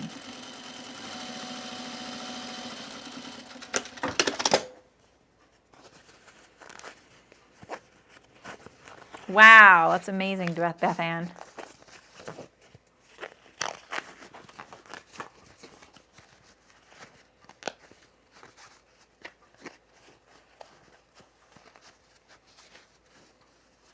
Okay. Too much stuff on my table today. When I'm turning points like on canvas, I usually do it from the softer side. If you have a lining side. I also pinch really hard so that I don't pull too much and I kind of moderate it. I've definitely not, you know, done a good corner though. And there's lots of good tricks, you know, putting the thread and pulling on the thread. I never do that, and you could totally do that. All right, I'm gonna top stitch this.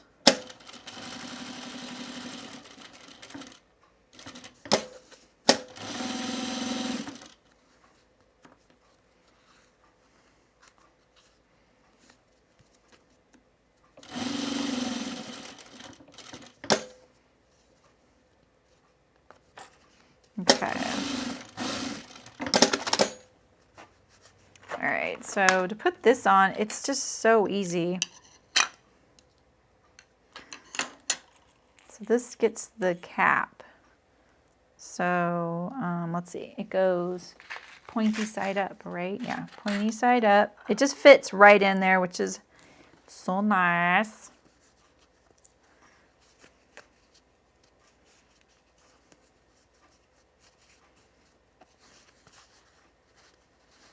Let's see, let's mark it on this side. I think that's what I did too, is I'm not in the mode of doing this right now, so I gotta remember how I did this.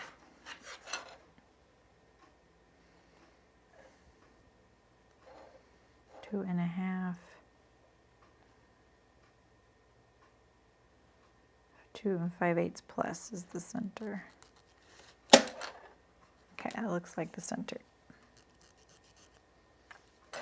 And then let's put it a 1/2 inch up.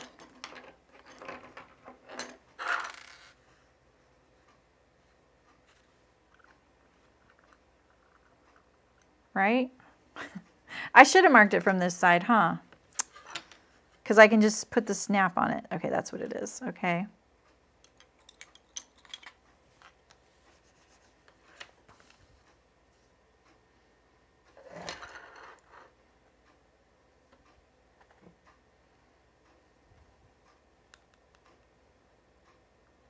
Okay.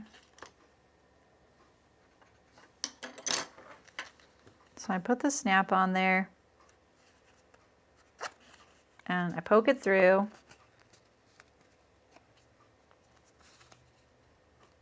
And it kind of helps to have something to kind of get it seated on there. I just use my awl in between the prongs like this. I set it in the base. It sits in there.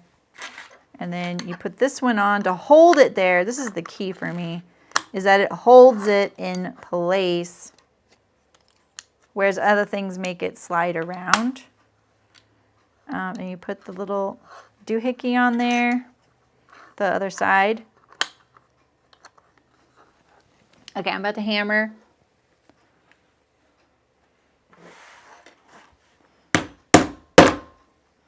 And that's it. It's on there so good.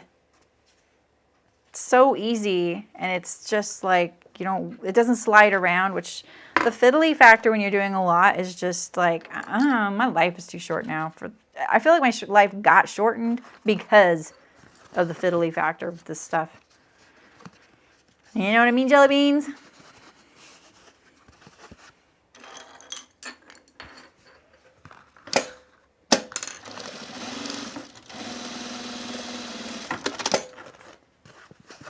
All right, it's the same thing.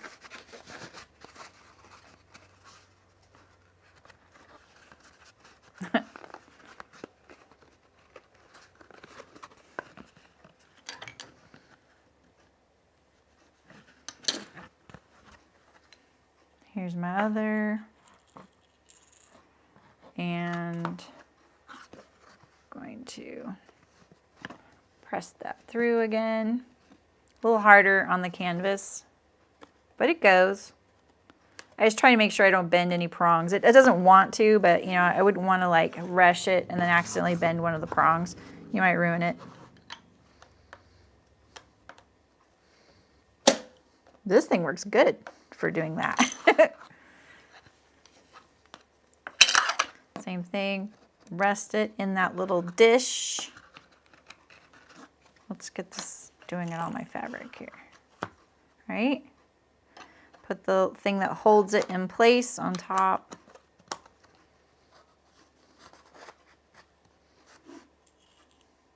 And then the one with the little cracks around the circle there, not cracks, but like seams, goes up, right?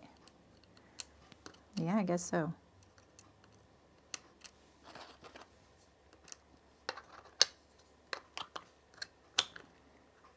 Hammer time.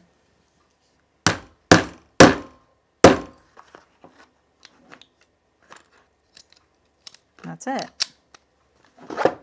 There we go.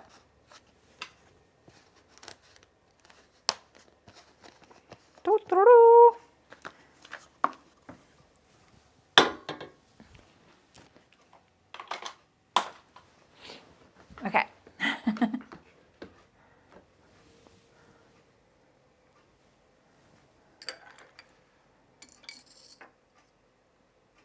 They are those hands. See, I thought the hand squeezy one would be cool too, but you know, and I saw like the one on the Minerva site, and let me show you what those snaps look like, because I really wanted this to be so easy, and then I have ended up spending way too much on snaps. Right? The fiddle factor, exactly, Jan. So these are the ones I got on the Minerva site, and these might be sold in the States somewhere, but they really need the tool that goes with it. What I love about these is, look at this. This is the packaging it comes in, and then this lid just slides. Like, I want to steal all these boxes just for the snaps I have. So these folks could learn something from that, you know, because storing this stuff, it's just too much. So I've been saving all these little coffins, as Nancy calls them, and that's what I'm going to do, is I'm going to put, you know, I've just been meaning to do it because I just found a few of these. And that's so much less, you know. I can just save one of these instructions, but, you know, you get this, and you get some samples to try as well. So, anyway. Maybe patterns should be rated by fiddle factor. I think the spring snaps are a little stronger for sure. Me too, Carrie. I have so many little containers and I just use them. I do think that spring snaps are stronger, but I'm not really an authority on that. I like the pins. I don't like the boxes being thought of as coffins though. But the spring snaps are also thicker. So I feel like there's something to that. I do think that these are easier, like these are guaranteed to work, whereas the spring snap, those are easy to install, but you do need a lot of hardware. You need something to cut a hole. You need the die to hold one side. You need the die to hold the other. You need the anvil for it all to sit in. You need a hammer. And so you need a lot of things for that. And occasionally I'll get one that bends the spring in there, and then I would have to replace it. So I also think that, I think there's good and bad for both. With these, I do think if you have one go wrong, or you decide you want to change the placement, removing this doesn't hurt the fabric nearly as much as the spring snap, because the spring snap you have to cut a hole. You're committed. Yeah, I'm liking those these right here, Nancy. This thickness, which I think is the 0.6 millimeter. I don't like those bendy ones either. They're just rubbish. Okay, let me get rid of some of this junk on here and we'll keep sewing. How black we do. All right, this is the water bottle sleeve. And I'm trying to think, like, I don't really want to have to sew this and turn it right side out. So I'm just going to sew, wait, I'm not going to do that. I'm going to sew right sides together on one side, and then I'm just going to edge stitch the other side.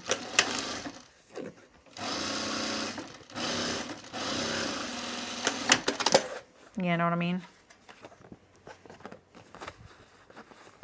It's just a water bottle holder.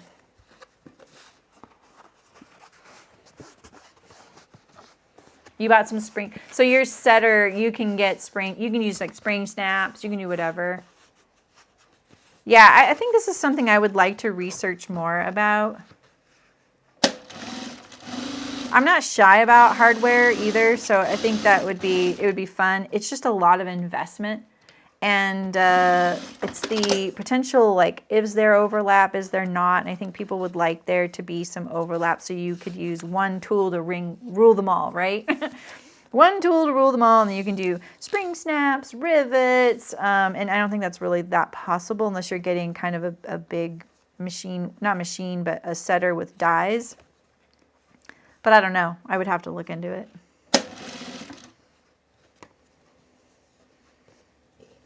Maybe you guys might know a lot more about it than I do. I always thought of putting snaps on garments, and this comes from working in children's wear for so long, because I started in children's wear. I always think of snaps as being children's wear, so I always kind of shied away from it. But lately I'm kind of into them. I like how easy they are. All right, so that's my water bottle sleeve, and it's just ready to go. And then I'm just prepping all these little pieces. This is the back document pocket, and this just gets sewn right sides together along the long edge.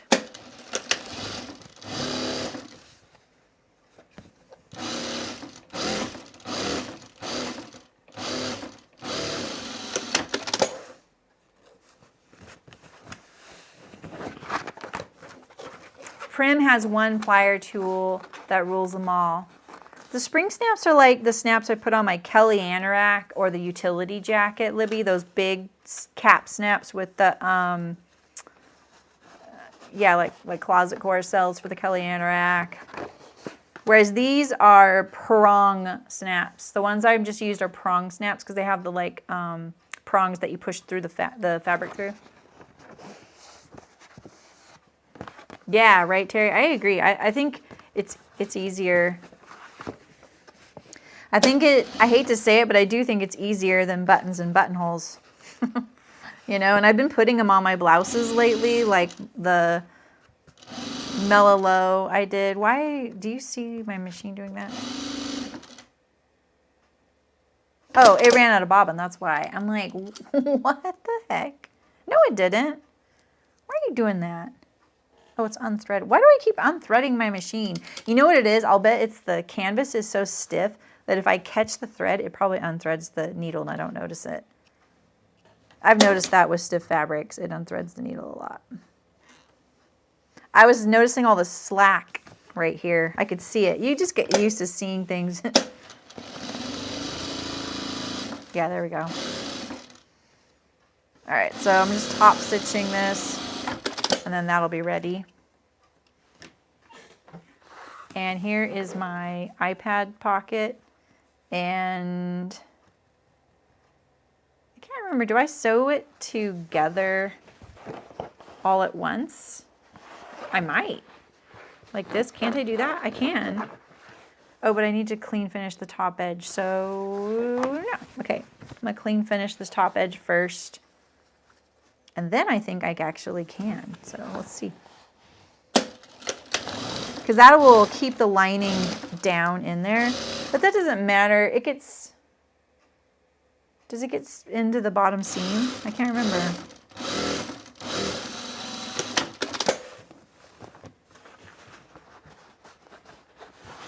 Yeah, snap tape. Yeah, we used to use ring snaps on shoulders, you know.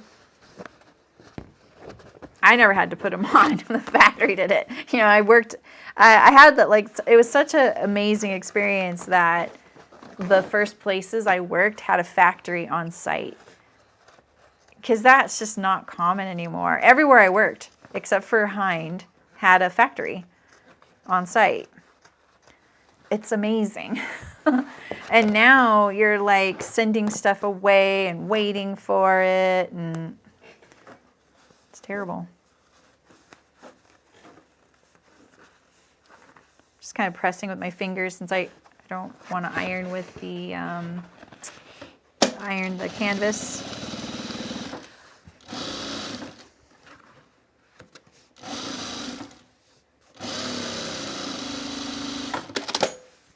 So here, I was thinking that I could just, you know, sew this right sides together.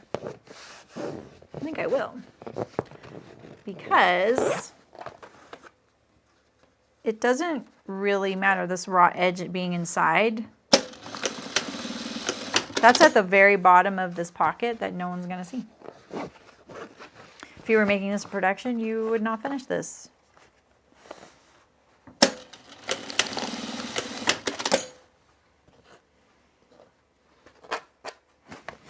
So sometimes I get the requests for this bag I made called the pumpkin pouch. And it was designed for cross stitchers. And I still sometimes get people saying, oh, I really wish I would have gotten a pumpkin pouch, you know. And now I was looking at that design the other day. And you know what? I think I could redesign it a little bit. I think it would be a really great just bag. I used to use one as like a bag. And it's got a big flap, but it's got a lot of pockets. Not a lot, but it's got some pockets on it. And I would take the stiffener out, and it's got an adjustable shoulder strap. So I think I'll do that in my free time. I don't have any free time. I don't know what I'm talking about. All right, so here's my iPad sleeve. I'm not going to stitch the gusset on this one. It doesn't really have that distinction. It just has a little bit of coming out like that, right? This is the back pocket. I'm going to sew my phone pocket goes on the, where's the, you know what I don't see in here, you guys? My gusset. But we cut it. Is that what this is? No, this is the zip facing. And, oh, what happened to that? Oh, this is it right here. Never mind. Okay. I know I cut it in 2 pieces. All right, so I'm going to sew this together. So this is the gusset or the sides of the bag. I usually flip between calling them both. It's not technically a gusset, but a lot of people in bag making call it that. So maybe in bag making it's called that. I pieced it together, so I'm just going to stitch down this center seam here to make it nice and flat.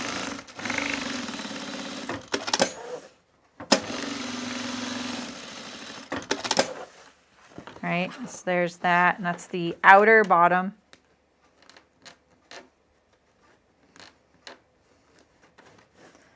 And we have,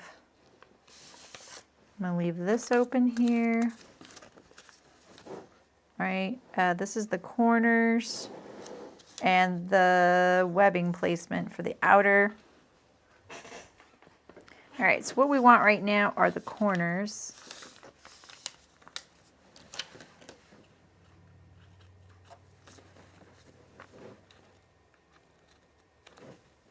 And that will be where I place my phone pocket, right there. I'm going to snip this little corner here right along that stitching. And same thing of the other one. I can just do it like a little above the corner. So just in case my corner gets a little off, you know, we're kind of in the clear. So let's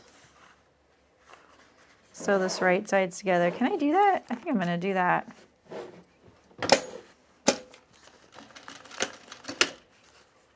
I probably should have notched on the other side so I make sure I get it straight across. That would have been very smart. All right. And then this will get lined up to the sides here like this.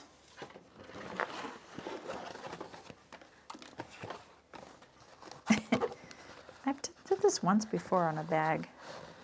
I used to have this purse I loved making. I'm just lining up the raw edges and just tacking it in place.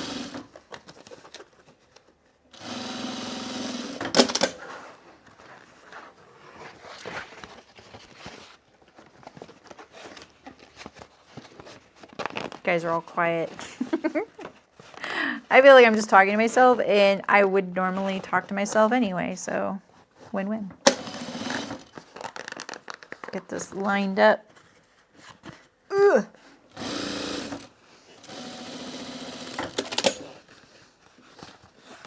All right. Oh, I forgot to stitch my sides of my gusset.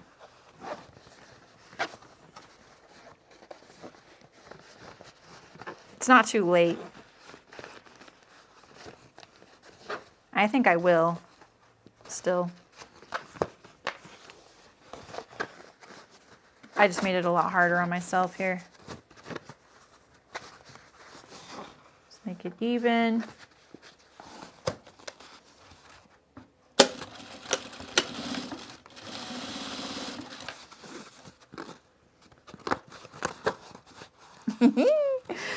Don't forget to do this. Okay.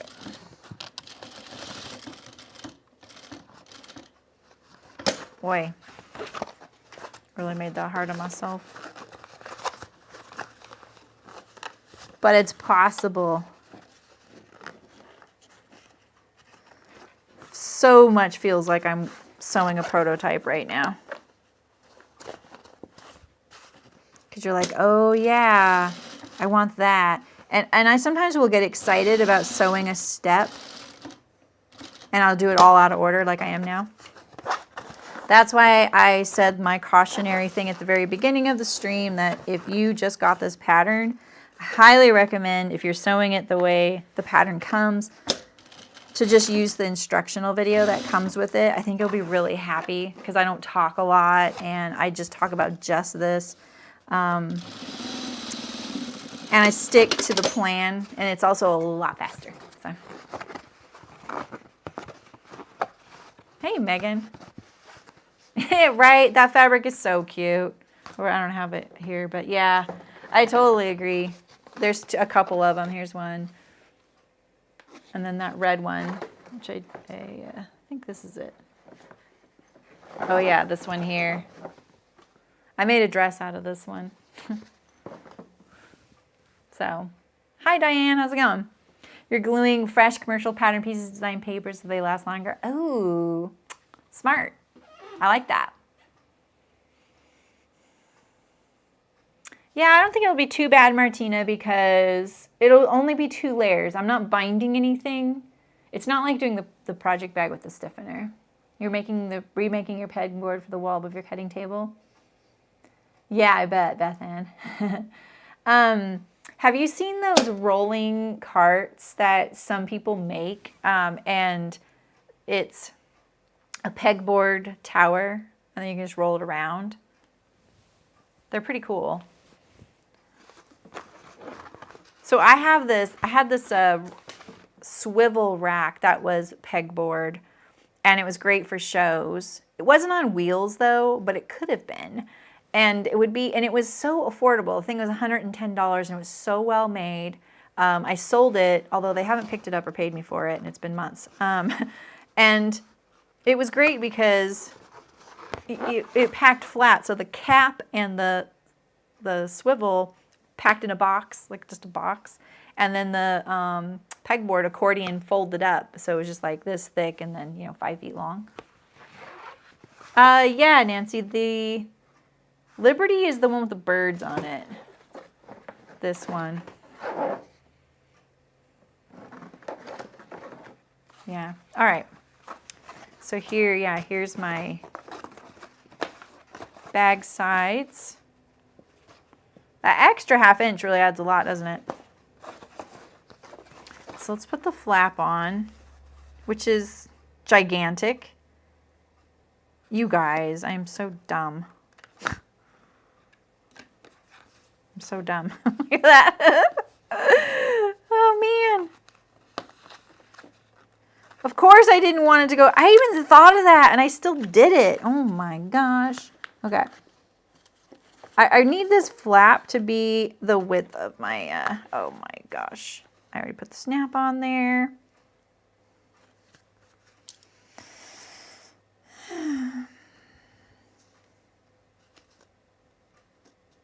I'm just going to untop stitch it and then chop it again.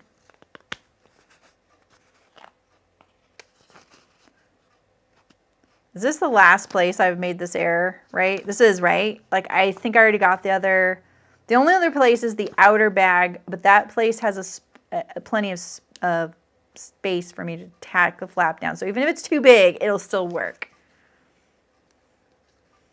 I knew this. Didn't I even say something like I have to make sure it's narrow enough when it's finished with the gussets? Because I know that. Oh well. This is how you know. This is exactly, this feels so much like I'm prototyping a bag right now. This is exactly what I do. And then at a certain point, there is a tipping point where I'm like, you know what? This is too many changes. I have to go and start updating the pattern instead of continuing on.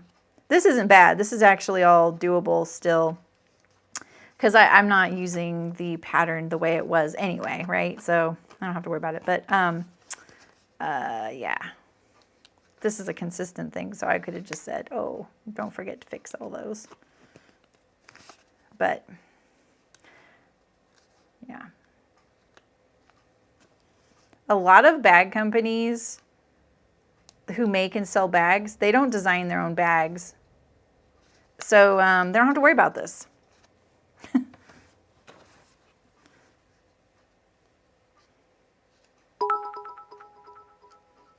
Ray, you already donated. Didn't even need to donate before, and you did. Thank you. Extra drinking.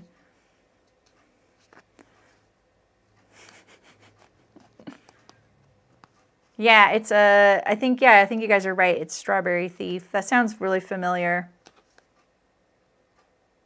Yeah, I got it from the Duckadilly website. If you are really into Liberty, Duckadilly is your place to go. But I'm already warned you, told you not to go there.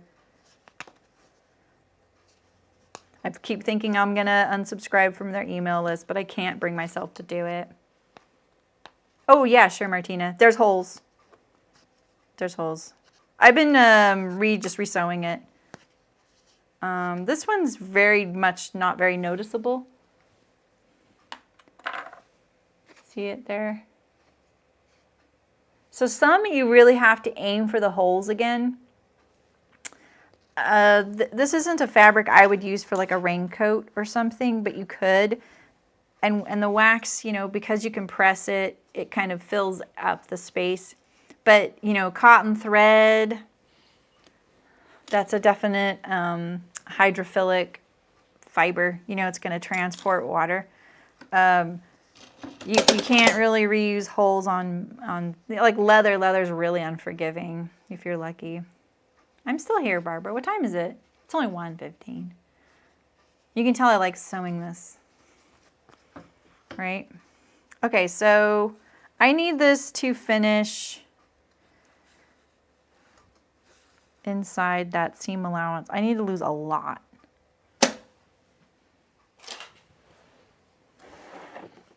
Such a doofus. 3 3/4. So I need to lose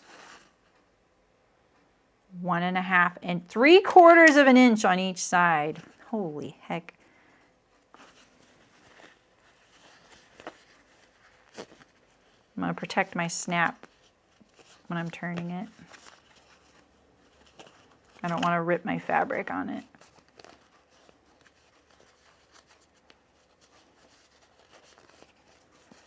So if this was a production sewing, I would have just recut it, right? But I don't really have a lot of these fabrics anymore. So we're kind of stuck reusing these pieces because I'm heck bent on using this fabric in my bag. I wanted a full Liberty lining, and then I looked at the cost of that, and I was like, yeah, I don't want a full Liberty lining anymore. What color hardware? Like for the snaps? This is just a white cap snap. I picked white. They only had a baby blue, a baby pink, and a white as far as the cap snaps go. And maybe black. Can't remember.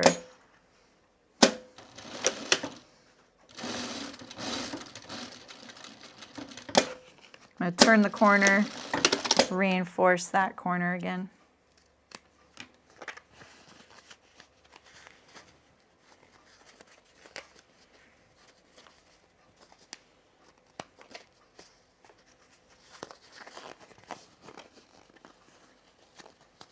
See, nothing's impossible. I mean, just because you have a snap in there, it's not wholly impossible.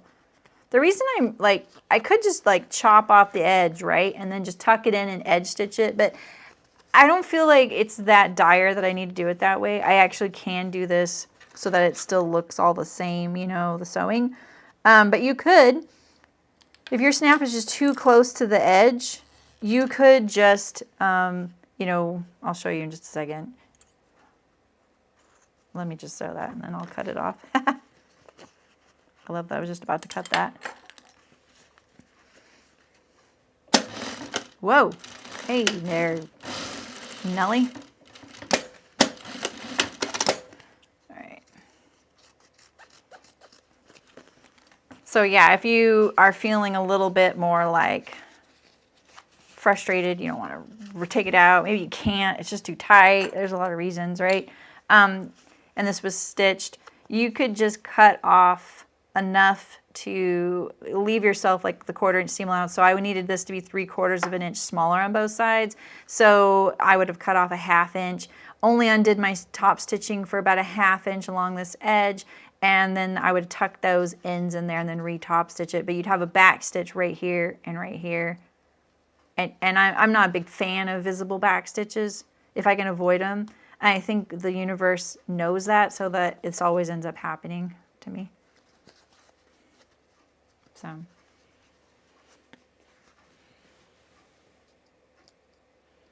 You want a Liberty dress someday? That one that I turned into a blouse during the refashioning streams was Liberty.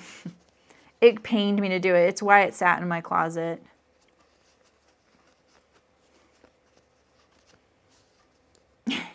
You're having some lunch. You're enjoying the entertainment. This is such a bump right here. I don't know why. Let me look inside there.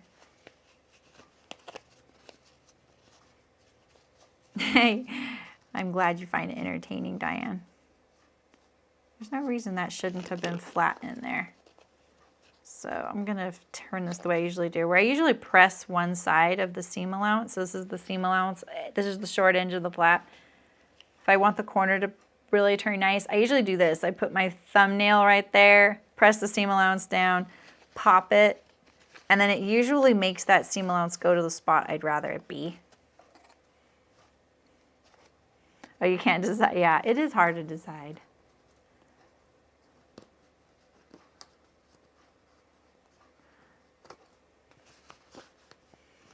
Or the anti. Wait, I missed what an ant did.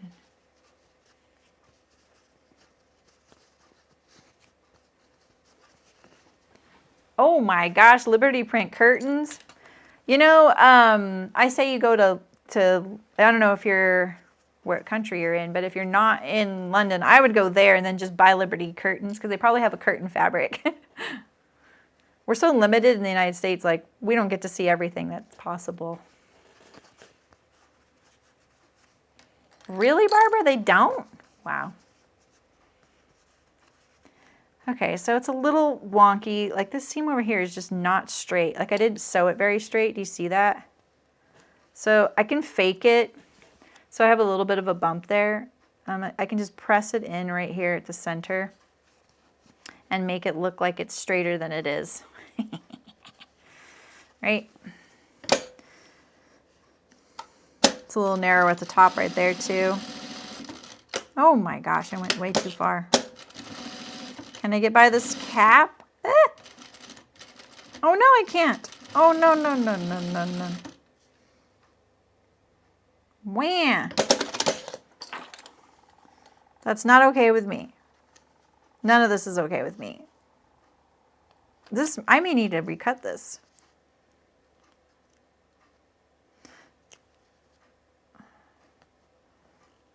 I'm already like, okay, the water bottle pocket needs to go. I want that fabric.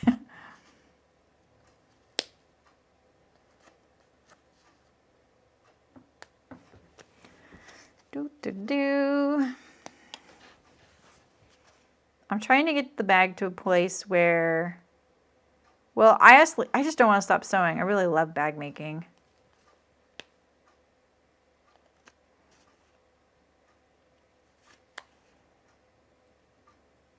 So I have another conversation piece in the reviews vein, in other words. Change the presser foot. There wasn't an, oh, I could, you're right. I should just do my zipper foot. Thank you. I am so like, no, I won't make it easier.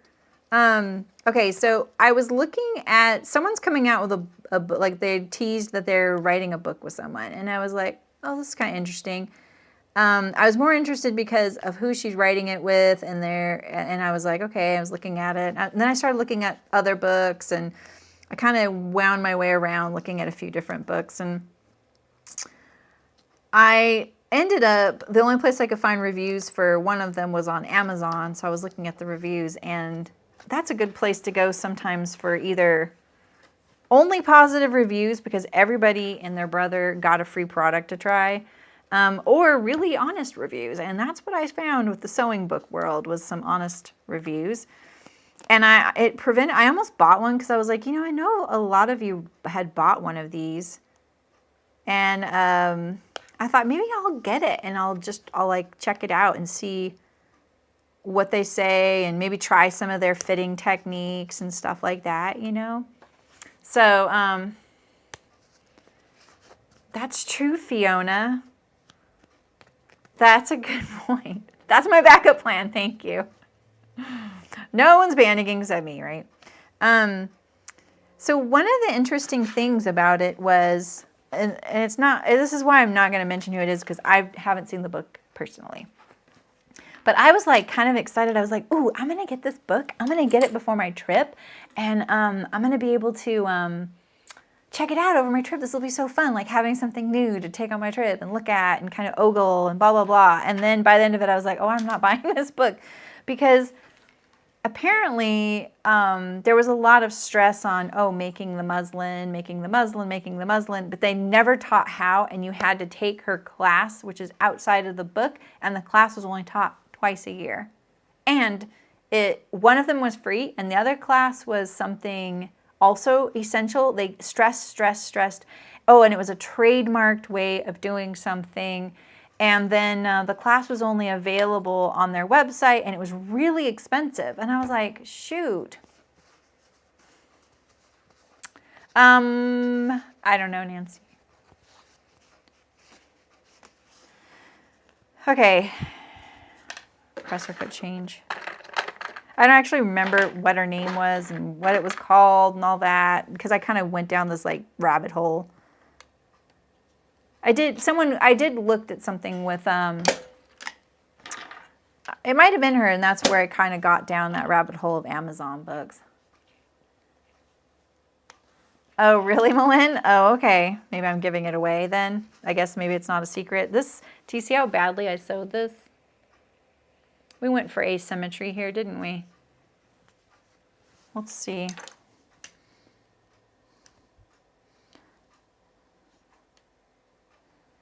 Really can't, well, I could. All right, I'm going to straighten this out a little bit.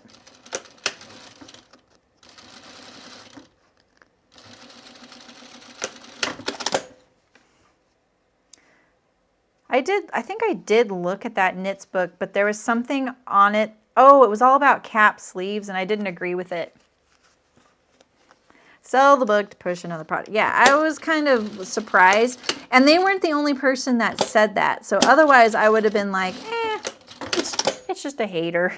Or maybe they misinterpreted it or whatever, you know. But there was a few people that said that. So I was like, oh, that's interesting.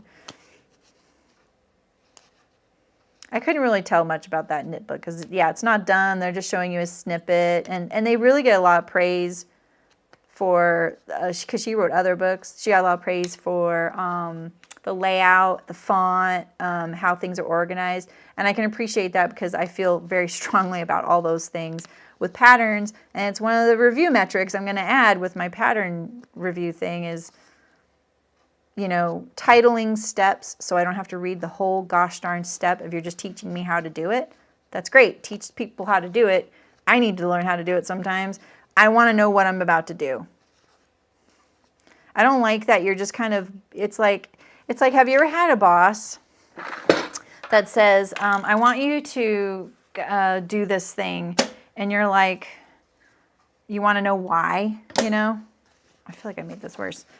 And so I had a boss like that, and he would tell me to do these projects, and I'd be like, but, well, why?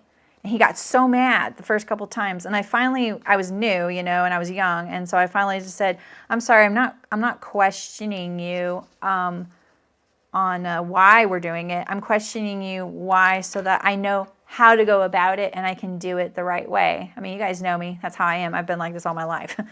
And he was like, oh, okay, I really appreciate that. I'm glad you want to know why, and this is why. And I'm like, oh, okay, cool. Because you can waste your time doing something, and then they're like disappointed by the results, and you're like, oh, you wanted to know that? Oh, okay, right. So I wish patterns told you, okay, next we're going to sew the yoke. Great. Don't just start sewing. Okay, now place these two seams together and sew. Well, where are we going? It's like driving and you don't know where you're going, you know? Look at that. All right. Thank you for telling me to change my presser foot.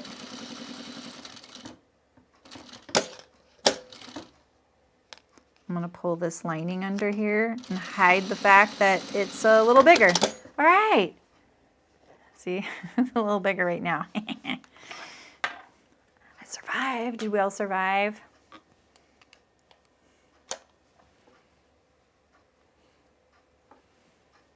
Oh, really, Melinda? Put some purposeful slants. I was kind of feeling a little determined not to give in to that flap, Barbara.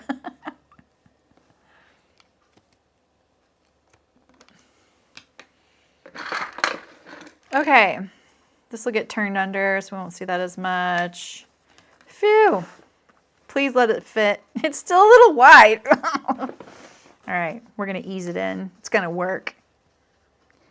Gosh darn it.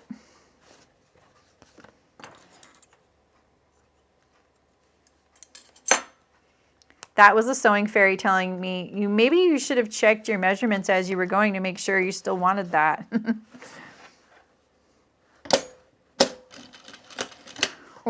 There's no way. There's no way this is going to work. I can't. Hey. I actually don't know the name, who it was, Sydney, but it was one of the books that was recommended to you in that post you asked people. That was the sewing fairy telling me. Look at this.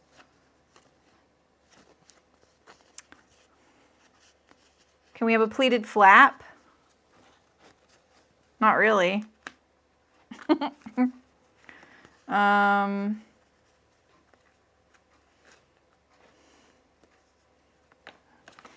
Geez Louise, I'll just re-sew this flap off camera.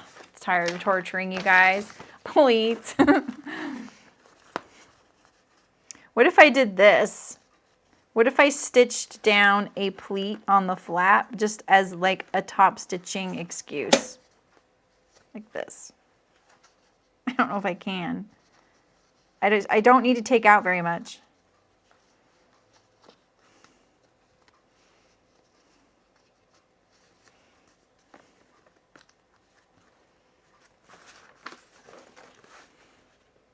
I could do that.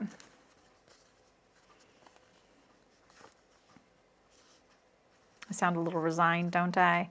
I could just stitch it down straight.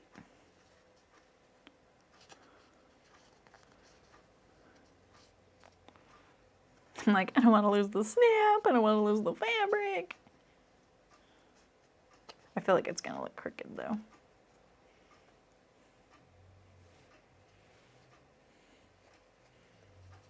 You like it? Yeah, it's very thick right here. I mean, and the other thing, you know what would be better is if I pleated it this way.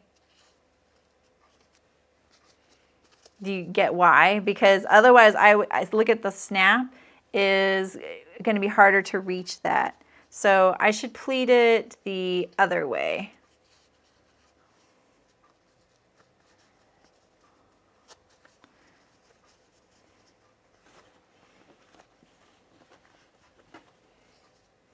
Like this. And then that way this is sticking out, right? Like that.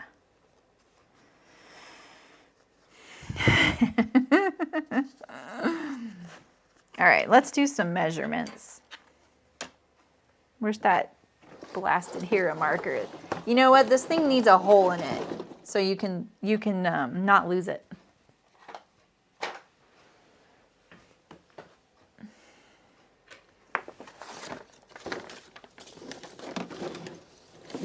Because I have fished this thing out 4 times today, right? And if there was is there a hole in it and I just don't know, I just didn't know, haven't noticed.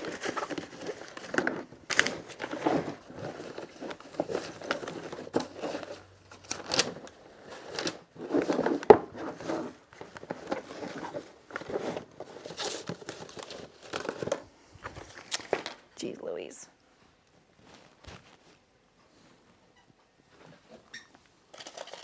Then my snap in? No. I thought I put it over here. I did. It's right here. Oh, there is a hole in it.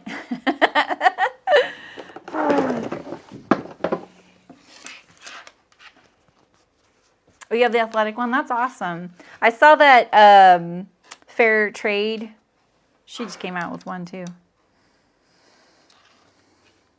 All right, so let's be methodical.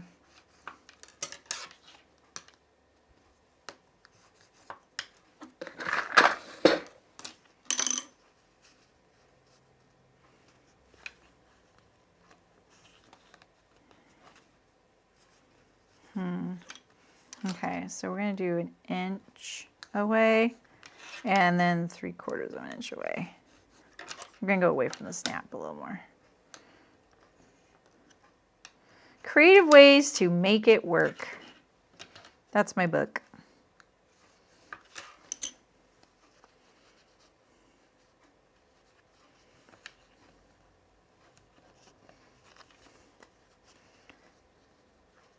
By the time I do this, I could have just cut, sewn, and fixed it, you know, made a whole new flap.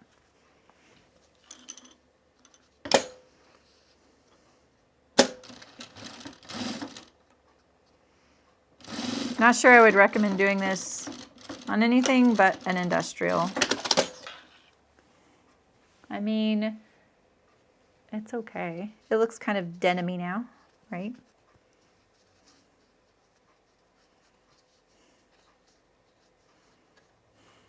See, Nancy? Oh, a hammer would be a great idea. I have one right here. I could probably go through all the way through the bottom if I use my hammer. Right here. Look at that. It's already flatter.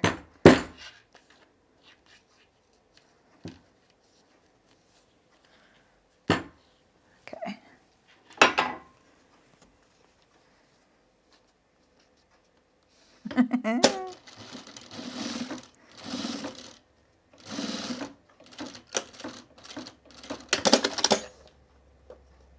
This is my pet peeve with my machine. I don't know if anyone else has my industrial. Do you get this? I get sometimes that little loop. See it? It's inert. It's fine. As long as you did a couple stitches, it's fine. It's like where it's cutting the thread.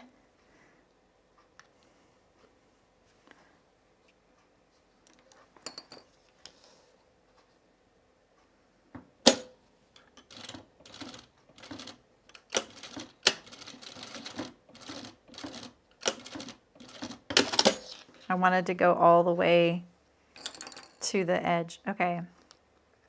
This is looking a little 70s to me right now.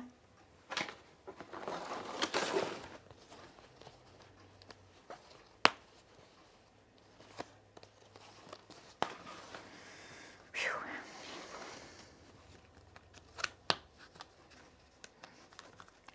It's kind of cute, but it doesn't look like the rest of the bag in some ways. We'll leave it. All right, let's sew the flap on. I have plenty of room now because now it's kind of too small. I'm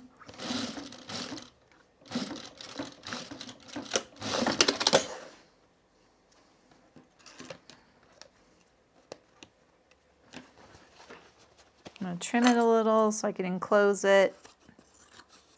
That's going to be kind of hard to do because I'm going to have to fold it back on itself where those pleats are. Oi.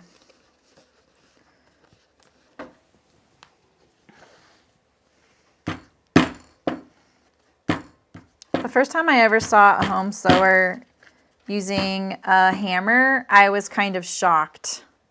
I'm not going to lie. It makes a huge difference.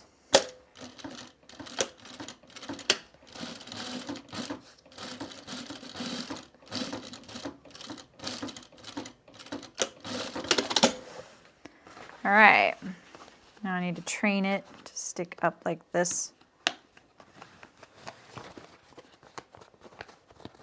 Phew.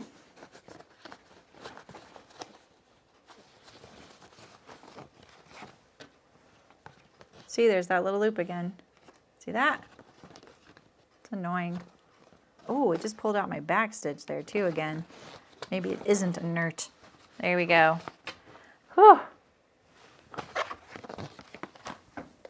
That's true. Carrie, I like that. Don't look. When you're ready to look, Terry, you can ask us again what the name of that website is.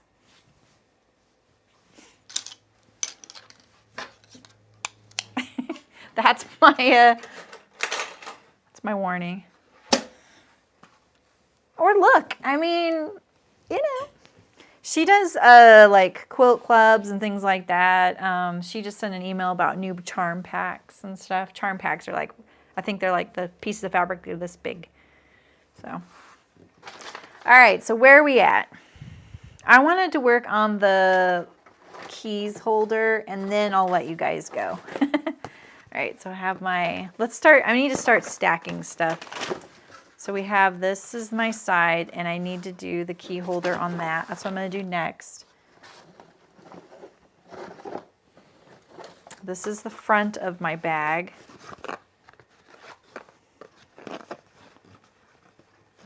This flap, is this the one I shortened? Why is this flap shortened but the other one wasn't? It's the inside. So we need the things that are on the inside are this, the laptop holder, the water bottle pocket, this lining piece, because this water bottle holder goes to the lining piece, kind of like this. That's true, Martina.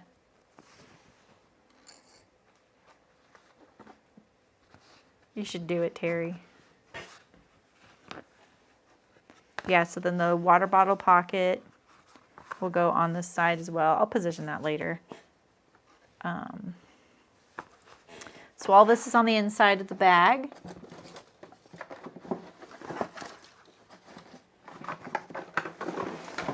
This is the front and back bag, the document pocket and my snap pocket go with these, along with the straps, right? What's left in here? Oh, my back lining goes with this pile. So now we're getting down to 2 piles, and I still have my zipper and my zip facings. Okay, and that's everything. So what was I going to work on? My keys.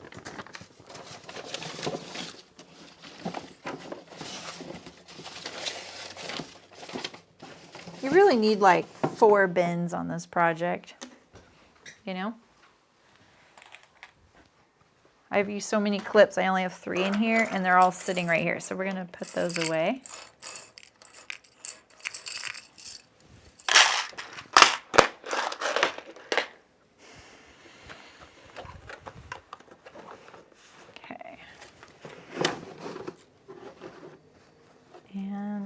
that.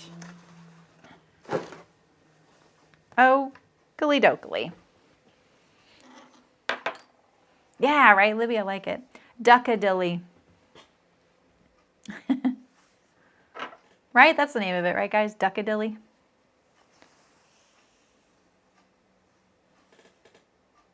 Right, Elena, exactly. I think the Liberty, some of it is not as nice as others too. Like you can get some affordable Liberty. It's that Tana lawn. It's just something about it. It's so soft and tightly woven. It's really nice. But, you don't have to use it for a quilt. It'd be nice quilt, but, all right, so this is my key holder, and I kind of want to make sure this lining seems so lightweight for this, right? So maybe what I could do is sew a little band across the top on the inside here, right? Maybe even just like doubled like this, and then it come out from there. Or maybe I put it behind it like a facing. I like that idea.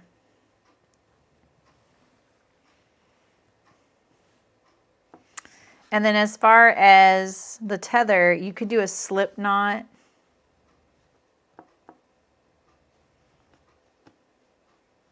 It's so heavy and chunky, but it works so good. Maybe I would make it, this facing be longer, like that. I think that's what I would do. Okay.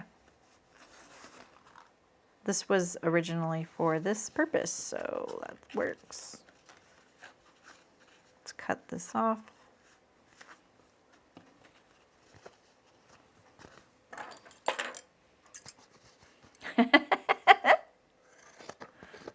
You guys are so funny.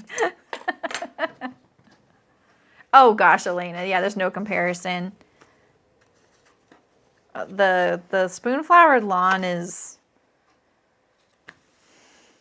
yeah, you have to think of it as just like lawn before we knew about Liberty. Because it's not too far away from the lawns, I used to come across. All right, and then I think I'm gonna make a tight slip knot.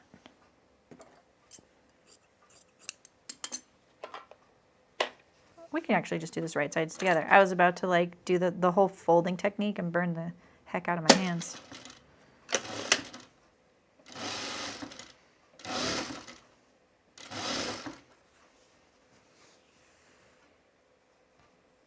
Okay. So did you guys all have a good Halloween?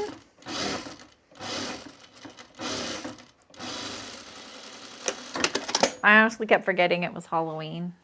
I just live rurally now and no small kiddo.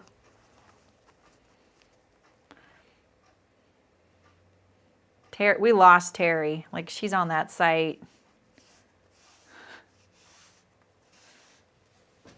I have one piece of Liberty. They probably still sell it on there, that I'm kind of hoarding, that I want to make something for my mom. And it's some person who must be famous in like ornithology, his sketches of birds, and they made a Liberty fabric out of it. What fabrics do I recommend in Spoonflower? I really need to do a video about that, huh? What are you sewing, Martina? All right, Elena, drive safe. Or really just drive around all the people who aren't driving safe, because I bet you drive safe. Or are you just looking for what fabrics I like anyway? You had 7? Aww. The key to getting lots is to decorate early and often. That's my strategy. Because then they know.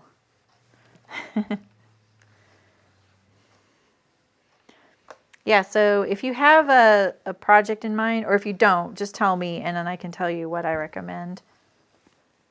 Garment mostly and natural fibers. Okay, so they're for knits, their organic cotton spandex is pretty good.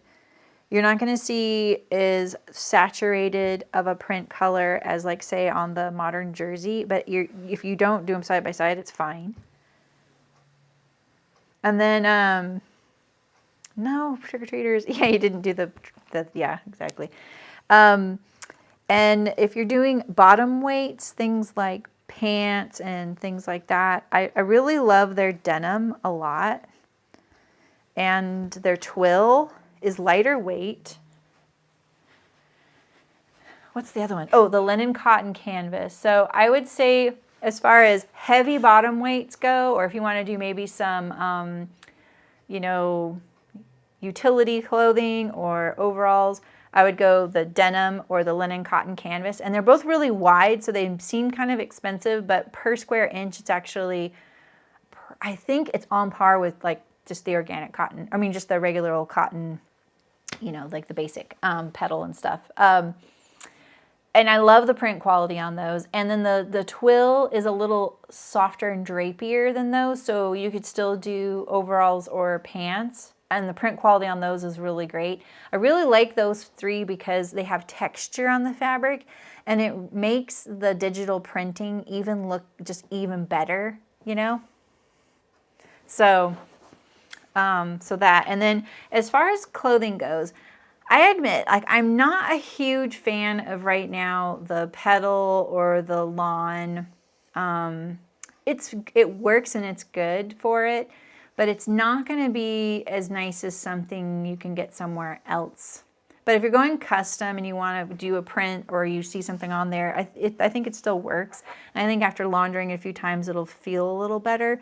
But, you know, the more you launder the digitally printed stuff, I feel like it probably does fade a little bit faster. Yeah, Terry, I know, huh? Okay, so I just did this huge long piece, and I want this kind of up here. Like that. I want it upside down, and I can just go click with my keys.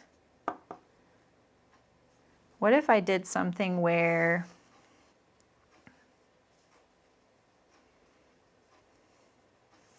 you know, like I could tether it down. I don't know. Maybe I'm overthinking. Overthinkers unite. I've done the fleece for a dog bed, and I love it. It washes great. It looks great. The print quality looks great. Like, I wouldn't think that fuzzy fleece would take the printing. It looks great. If you really want the printing to look the best or not have that feeling that a lot of ink can feel on fabric, I say pick prints that have a pale or white background. The darker the background, the more ink is on the surface. And that'll break in and stuff, and you'll get used to it, but it does feel differently. You know, like I've made Archer button-ups on the original cotton that a Spoonflower had, and the one that has the white background drapes better than the one that had the black background, and that was back when their black looked like more like a brownish black. It was really dark, but it wasn't quite midnight black. Now they can do that. I was just thinking, like, could I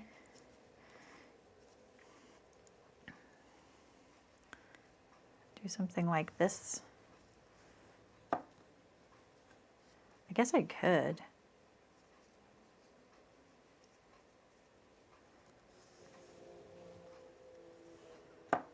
Is that overthinking it? But then see, it would stay in the middle like this. And I could stitch it down like that.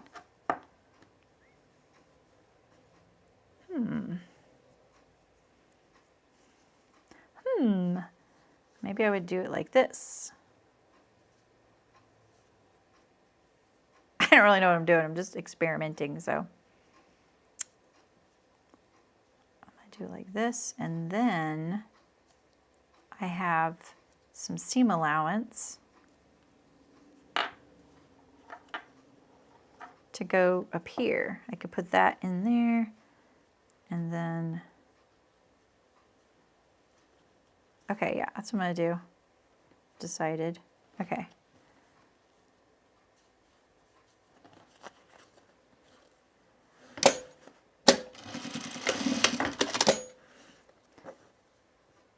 and then like this. Okay, and let's sew it down here too.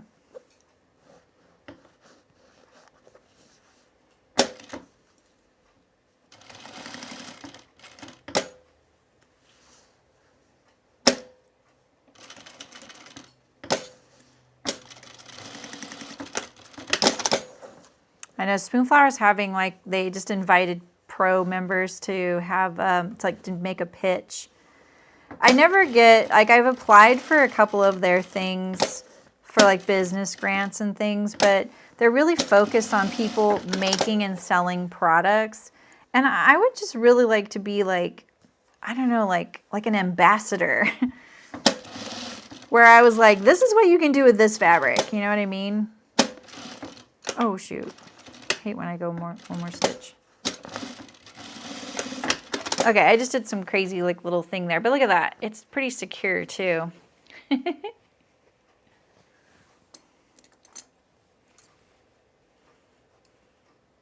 Aww. And you didn't get this many this year? The trunk or treating, yeah. Yeah. I know, it is kind of a like days gone by type of thing, isn't it? That's what it looks like on the back. It looks like some complicated lingerie. All right, but I'm happy with that. It'll always stay up. It's kind of close to the top. I can just, you know, hook my keys to it, right? So easily.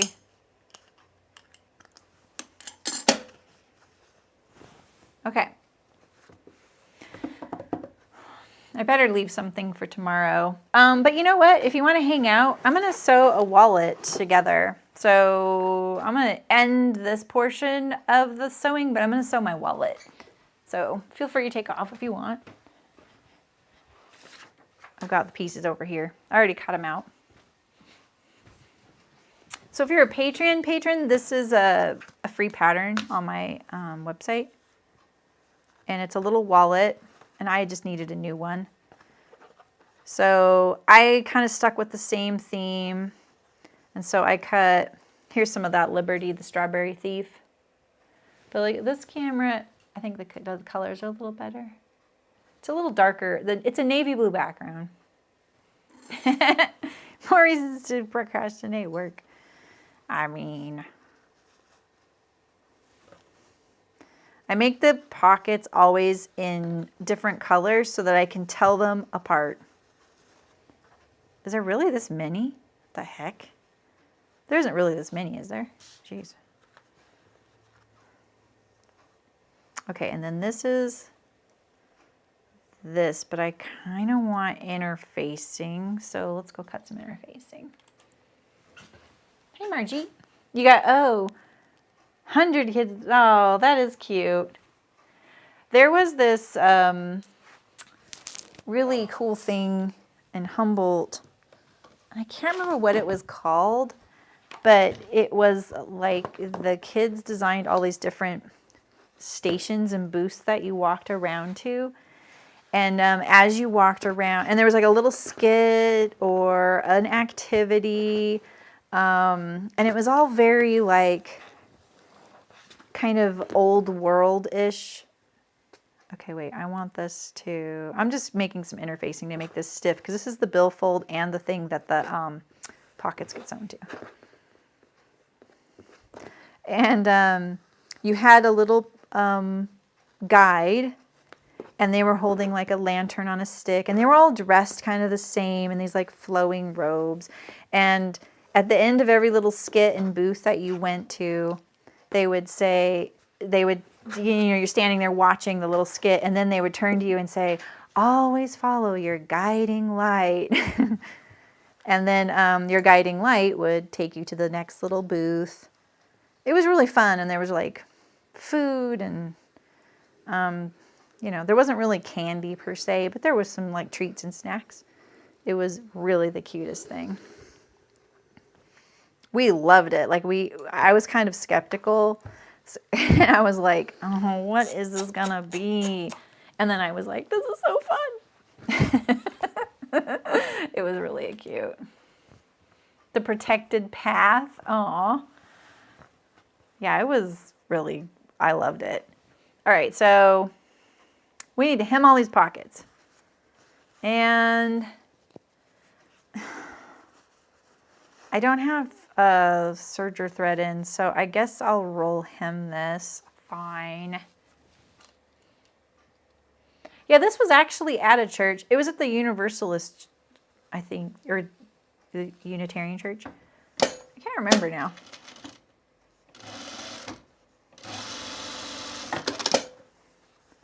Right? That's what I do. And then they get bound on each side, right? Let me get my wallet out. Who designed this thing?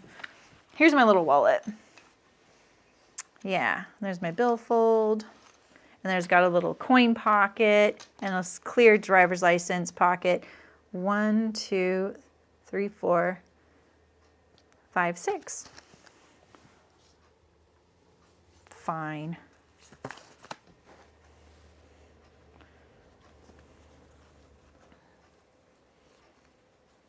Yeah, you know what? Maybe that's what it was, Margit.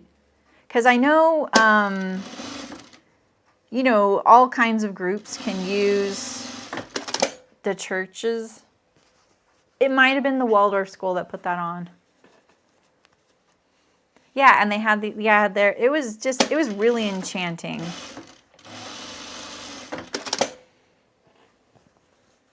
Lots of good messages, but in like these, in like little or old world fairy tales being told and acted out. It was fun. And I think there was like a sing-along at the end, or, you know, you could go into a room and sing with people if you wanted, you know, like whatever. It was my daughter. We just did whatever my daughter wanted.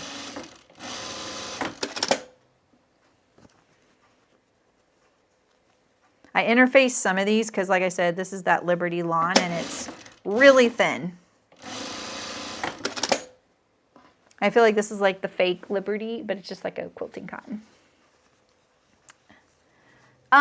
You know what? I was thinking, I was just looking it over to see if I could do that to make sure that it wasn't readily in a format. And I think I will, Carrie, so you don't have to. You could actually buy it if you want. Okay, so I know there's notches on this pattern, but I don't see them. I don't see the notches. What the heck?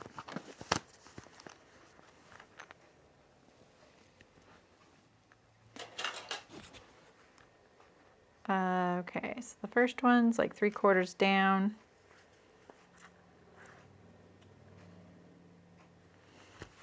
I should probably get the notches. It's right here.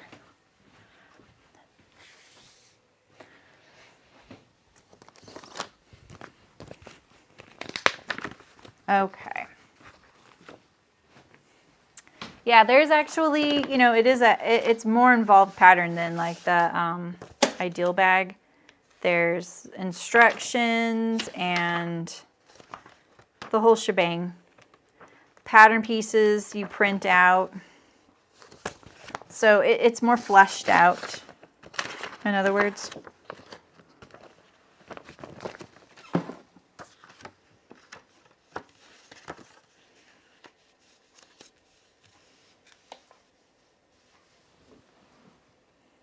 Double-sided fusible interfacing the other day. Yeah, yeah, totally, Sydney. It's not a padding though. You know how some placemats, I feel like some placemats are like gushy. It's not gushy. It feels when fused like a woven interfacing, and it's called Wonder Under, and there's others. I think Stitch Witchery is another one. Oh my gosh. I'm throwing everything into that bin. I'm never going to find my wallet again.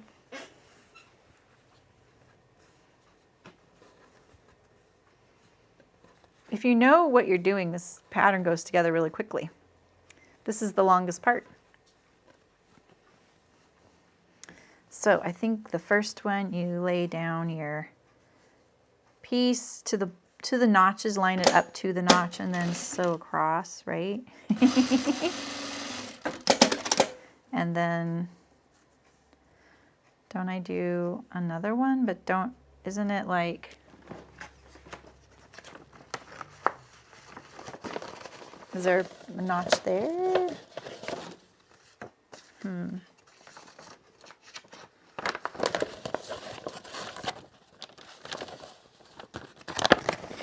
I'm gonna look for the actual pattern pieces.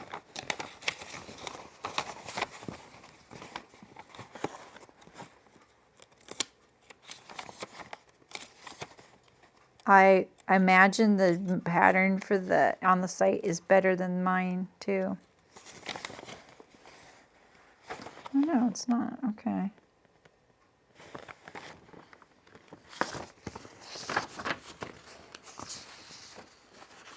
All right, let's see.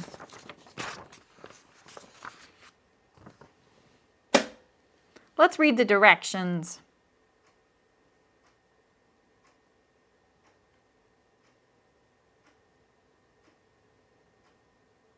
Oh, okay. Bottom card, slot pockets, clean fit. Oh, okay. Oh, I'm sewing this incorrectly. Okay.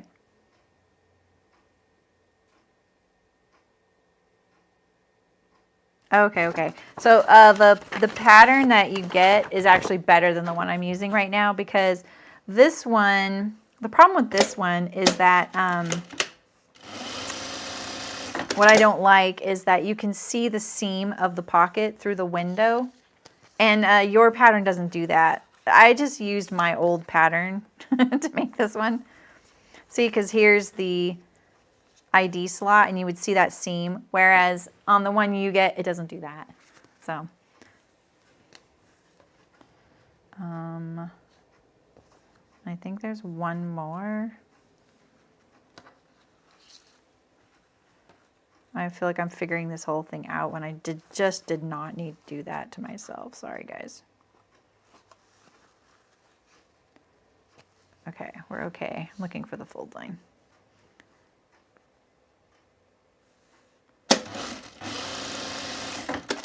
All right, and then, oh, I did 2 in a row. Oh my gosh. I should just follow my directions. Just remember, when you're making mistakes, at least you're not doing it live on camera, right? With your own pattern that you designed. Been a few years since I sewed this one too, so.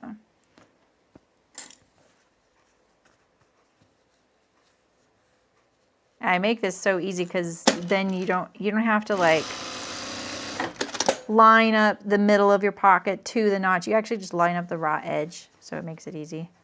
All right, so then this is like this, right?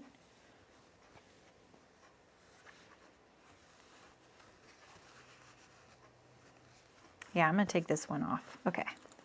My wallet right now only has 2 down there, so I was wondering why. That's what I figured. I fixed it with your pattern.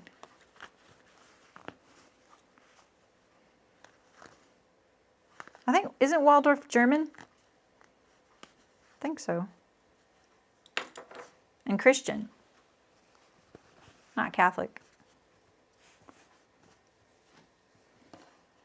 All right, and my other notches are right here.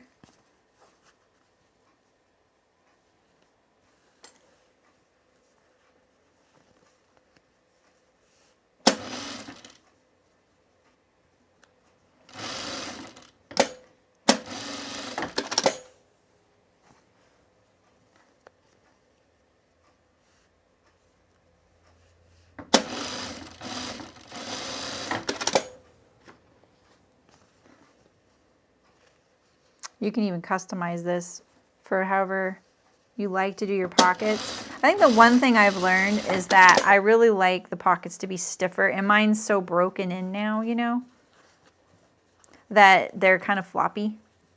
So I think doing the interfacing is going to help. All right, so let's get all these edges flush.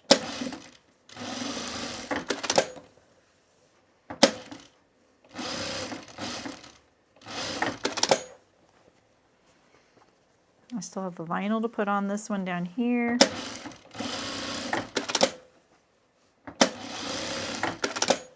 These would make good gifts too. This one goes, that's the angle. All right.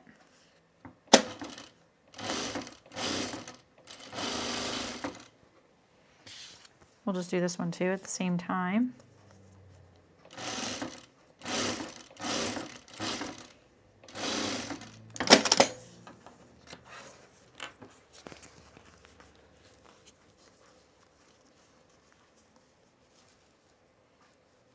Yeah, exactly.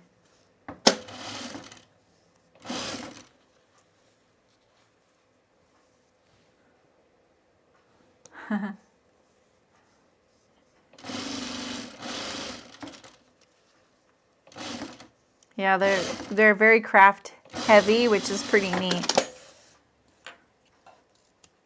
All right, this one goes here for my license. Let's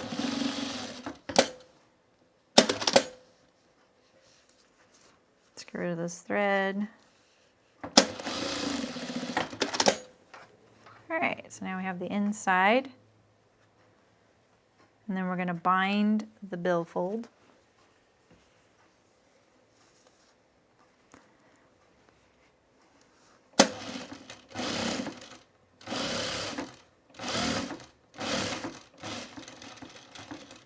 Aw. Did I really? I did finally run out.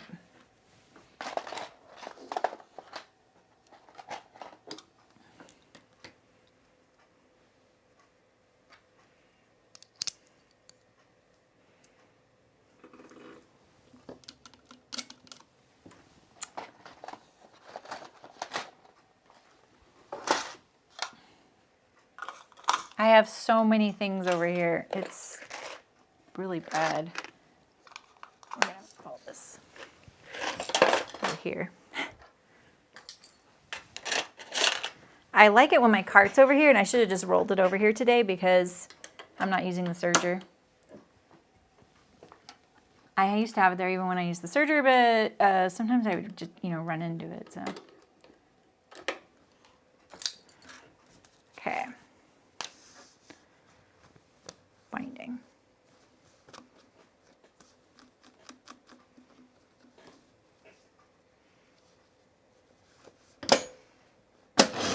See, you're going to start seeing me use a little bit more binding. Did you guys see I tried that wefty needle? What do you guys think of those?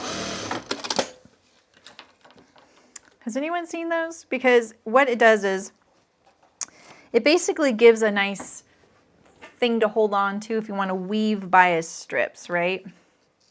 And it's actually pretty easy to do. And it didn't take that much time. Like I thought, oh my gosh, pinning, like you have to pin all your warp or you have to warp, right? You have to pin all your warp down. So you pin a bunch of strips, and I did it on the bias. Like I did them at a diagonal. And then I wove my other binding, and that's what the little wefty needle holds your binding so that you can weave it up and down. It kind of helps, it gives you something like, smooth and, easy to insert in between the layers.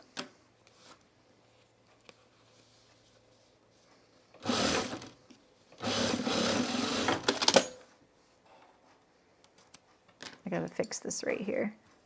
I wasn't paying attention. I looked up while I was sewing, and then I got a little bit off. Right here. That'll bug me, seeing this in my wallet every time I open it. I think I should make my daughter another one of these. But I don't know what fabrics to pick. Oh yeah, right. Sydney was making placemats.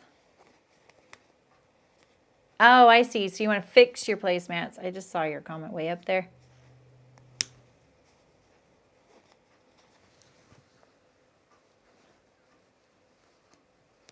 Oh, interesting, Margie. That's awesome.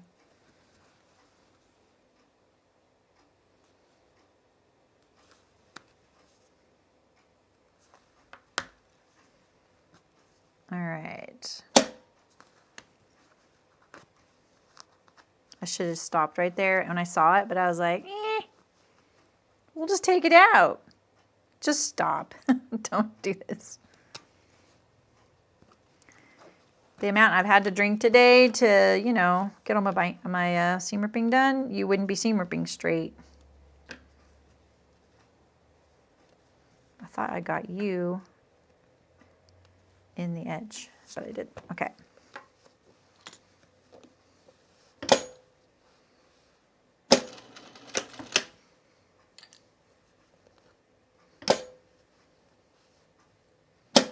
We'll just shove that thread right inside. All right. So now this goes in here. Yet another thing I could probably interface, but it's going to be stitched to the outside, so we're not too worried about it.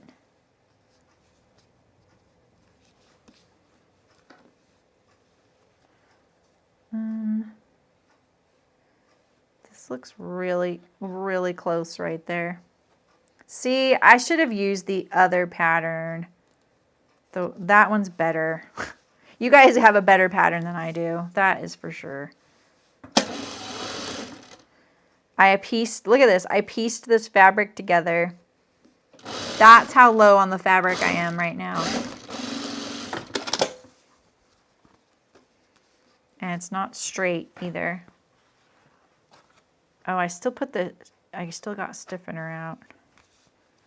All right, that'll work though, except right here, this is very crooked. Look at that.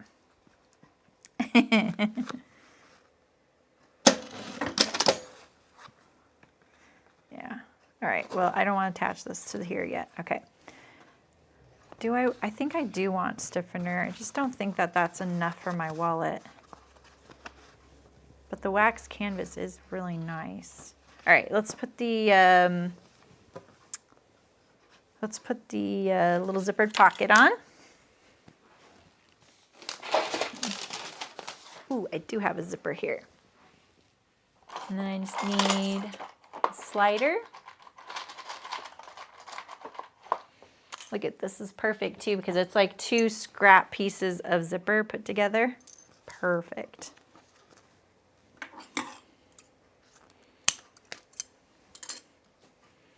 Do I have... no, Sidian. You're in the wrong place, buddy.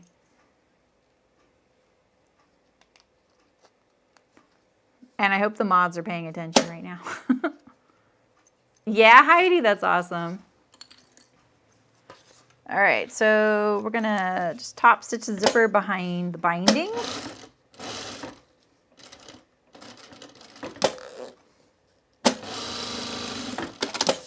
And I'm pretty sure the top edge gets caught in the edge there, so I don't need to bind that, right? Oh, I need to bind this bottom edge. That's what it is. Okay, that's what it is. I knew there was something.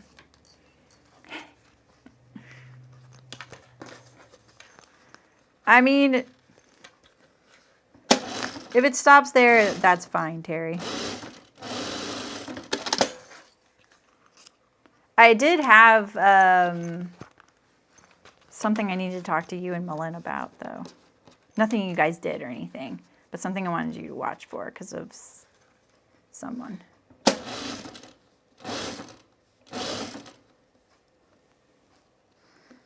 Okay. So I'm just binding this top edge. You wouldn't have to in vinyl. It just gives it a nicer looking finish, you know. Vinyl's finish, it doesn't unravel or anything. It can be a little maybe sharp if we were using a really heavy gauge. But in general, I over finish vinyl because it looks nicer. It looks less cheap. It protects it, you know.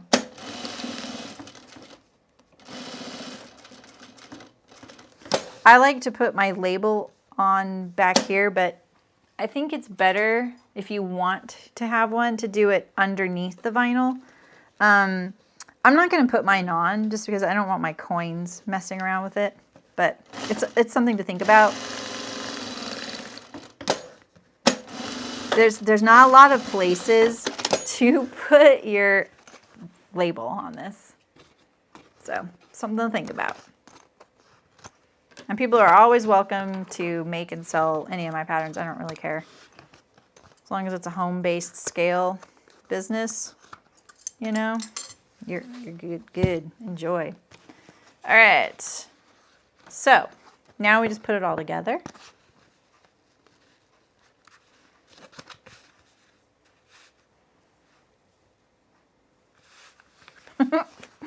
Thread.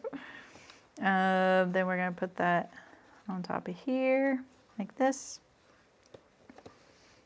And now I'm going to tack around the perimeter. Ooh, I get a new wallet today. That's exciting. I didn't think that would happen. Yeah, I think I adjusted the pattern. I think the billfold is narrower or something, but it still fits cards. I can't remember now how I did that.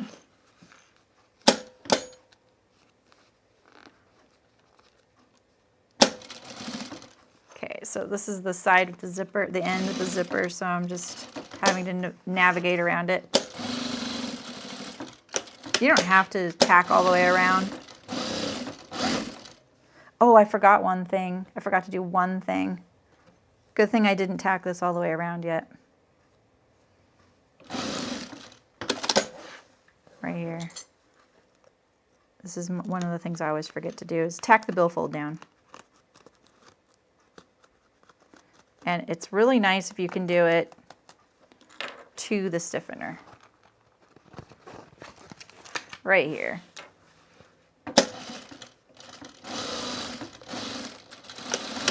There we go. Saved. All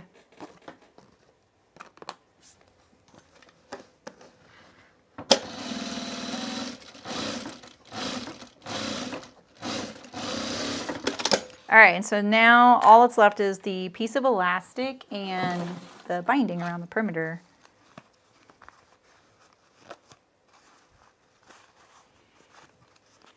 That's pretty cute.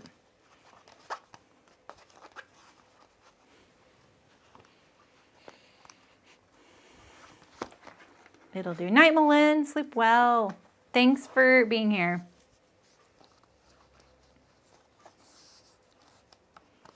All right. I don't have to figure this measurement out. It's actually in the pattern. I don't know. I want to go about right here. Right? Yeah. My wallet's it's like a cheater project because you don't actually need to, it doesn't need to zip shut, you know? You get to just do it elastic. Very easy, very easy.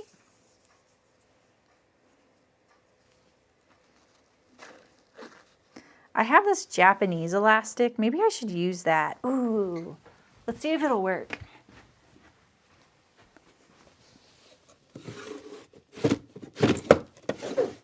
Yeah, here it is. Don't you guys love it when I find the thing I'm looking for right away? Oh, but it might get dirty and it's kind of stretchy. So I got kind of fixated on elastics looking really nice. And so I started buying this Japanese elastic.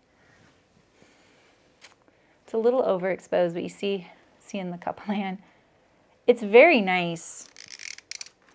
The braided is stronger though. This won't stretch, I don't think, as far. Let's see. Yeah, it won't stretch as far. It also might get too dirty, so maybe I won't do that. I have it in some brown too, but I was kind of hoping to match the zipper, but we'll just go this route. Okay, make sure you get your elastic on straight up and down and in the center.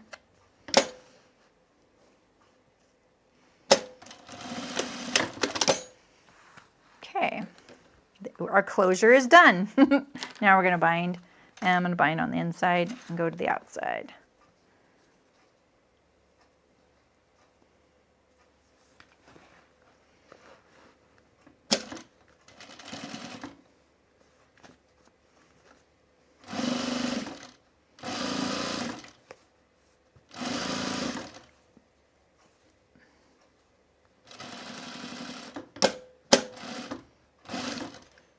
I guess I got to pay attention to this lining piece being a little smaller.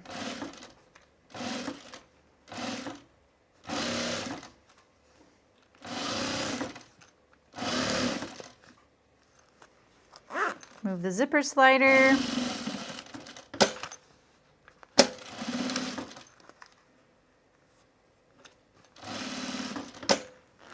Put it back. When I'm doing stuff like this too, I just pivot at the corner like this, you know, like a hard corner. But honestly, that doesn't end up being what happens. It does end up being a rounded edge eventually. So the right proper way to do it is to sew it slightly curved right here. And the pattern should have reflected that, you know, so it would look more like that. Just FYI as an instructional thing if you make things like this. And it was a factory that told me that. They were like, you know, how about we just curve this edge here? And it looked so much better when it was intentional and set up to do it. You know? So I'm just looking it over now.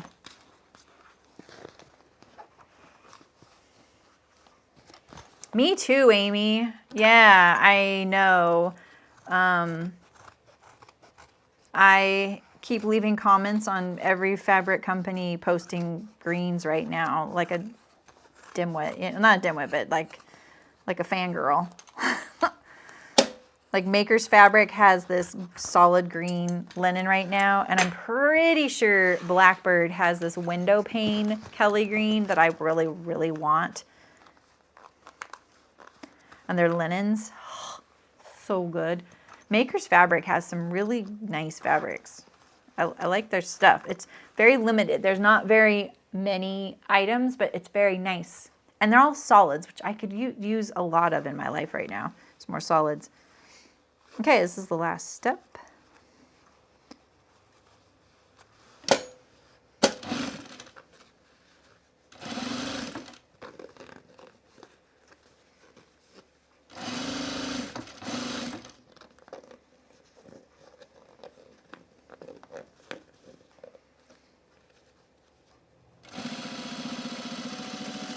There's a trick for doing that curve, and I forgot it. All I remember is that there's a trick. And I'm pretty sure... Oh, that actually went way better than I felt like it was going. I was going to say, I'm pretty sure it's something to do with the fact that the binding comes more onto this side, and so then you end up the stitching showing on the lining, but that didn't happen. So maybe I'm thinking of something else. It's better to catch me when I've sewn, you know, a few of these, a few of anything. If you want to know the actual details. All right, so I'm at the beginning here. Need my awl. See, like right here, this is more like a curve, right? You wouldn't turn a hard corner with this binding. I used to, and it always left a little like tuck. And I'm actually going to have to do that because I set it up to sew it that way. So I would go like this, like pull this down, and then I would pull that up. Kind of like a fake miter, even though that wasn't my aim. So yeah, like I said, it's better just to round the corner and sew it as a rounded corner, not a hard turn. Especially on like zipper cases and things like that.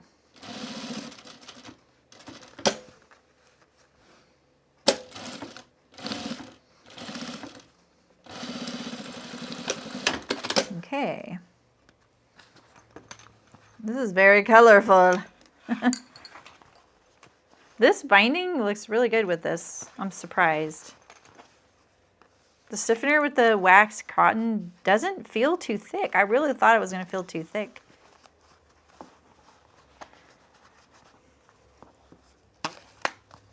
Oh, I think the elastic could be a lot tighter. See that?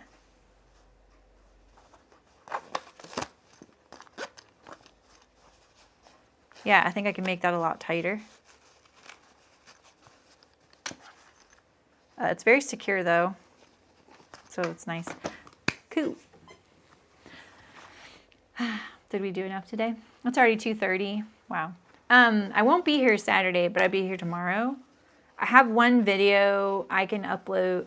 It's done. I can play it on Saturday if you guys want. It's on how to use auto wax. I don't know how interesting that is, but it is a little. It's like 26 minutes or 24 minutes or something. And there's a good like ASMR quality to it because you get to see me waxing and I'm just talking over it.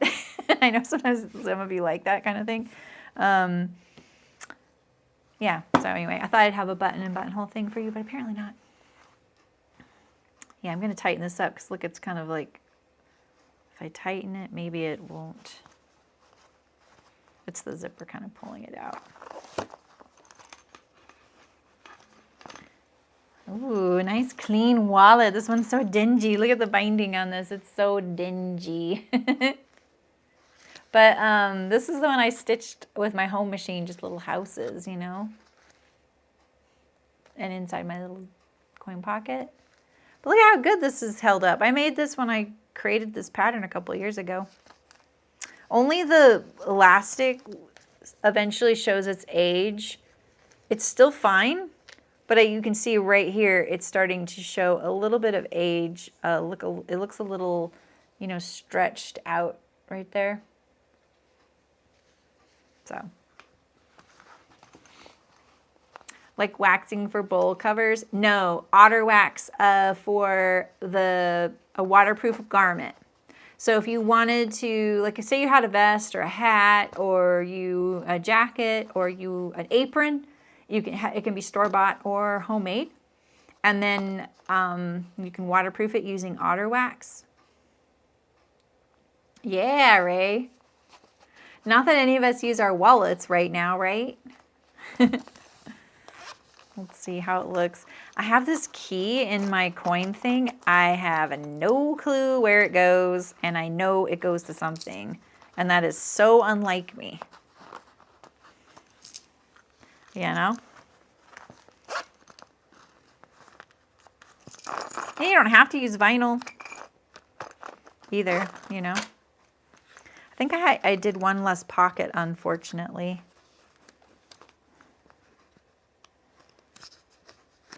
Got to use that.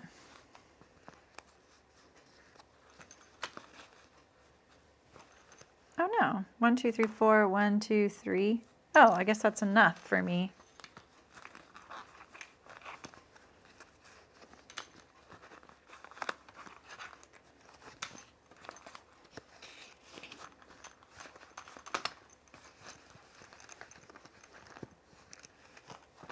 Yay!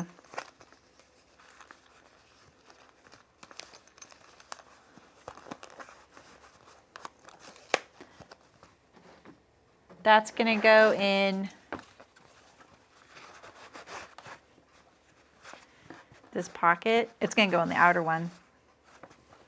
Yay! Yeah, right, Sarah? Exactly.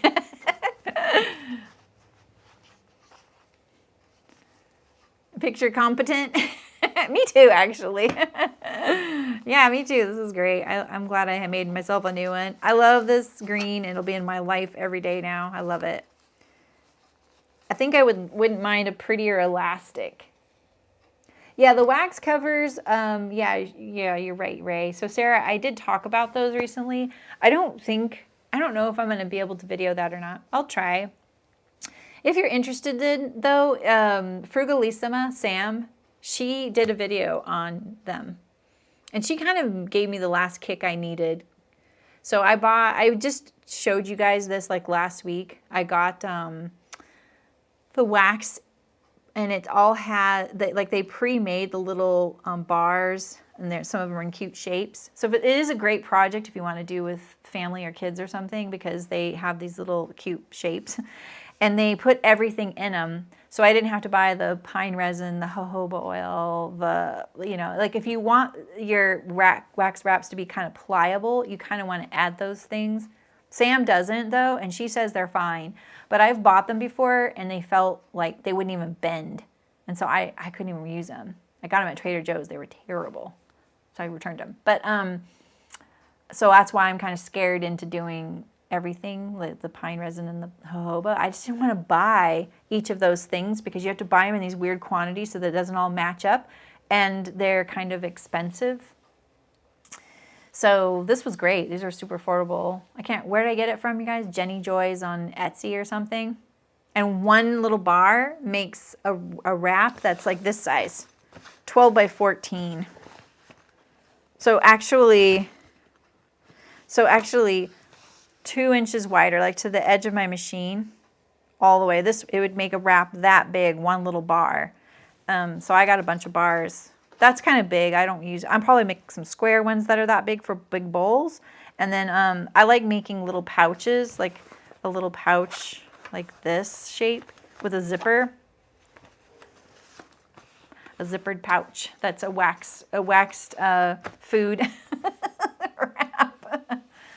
Yeah, right, Sarah? So anyway, all right, I'm gonna head out. I'll see you tomorrow. We're gonna finish my bag. And like I said, if you downloaded the free pattern, and it is free, it's on my website. It doesn't come with written instructions, but it comes with a really good cutting video and sewing video. And you don't have to worry about it taking as long as it is for me right now, because it's all well thought out on those. So, all right, you guys, I'll see you tomorrow. Have a good one. Thanks for coming. Thanks for watching and chatting. Thanks, mods, for being mods too. So I'll see you guys soon. Hasta mañana, iguanas.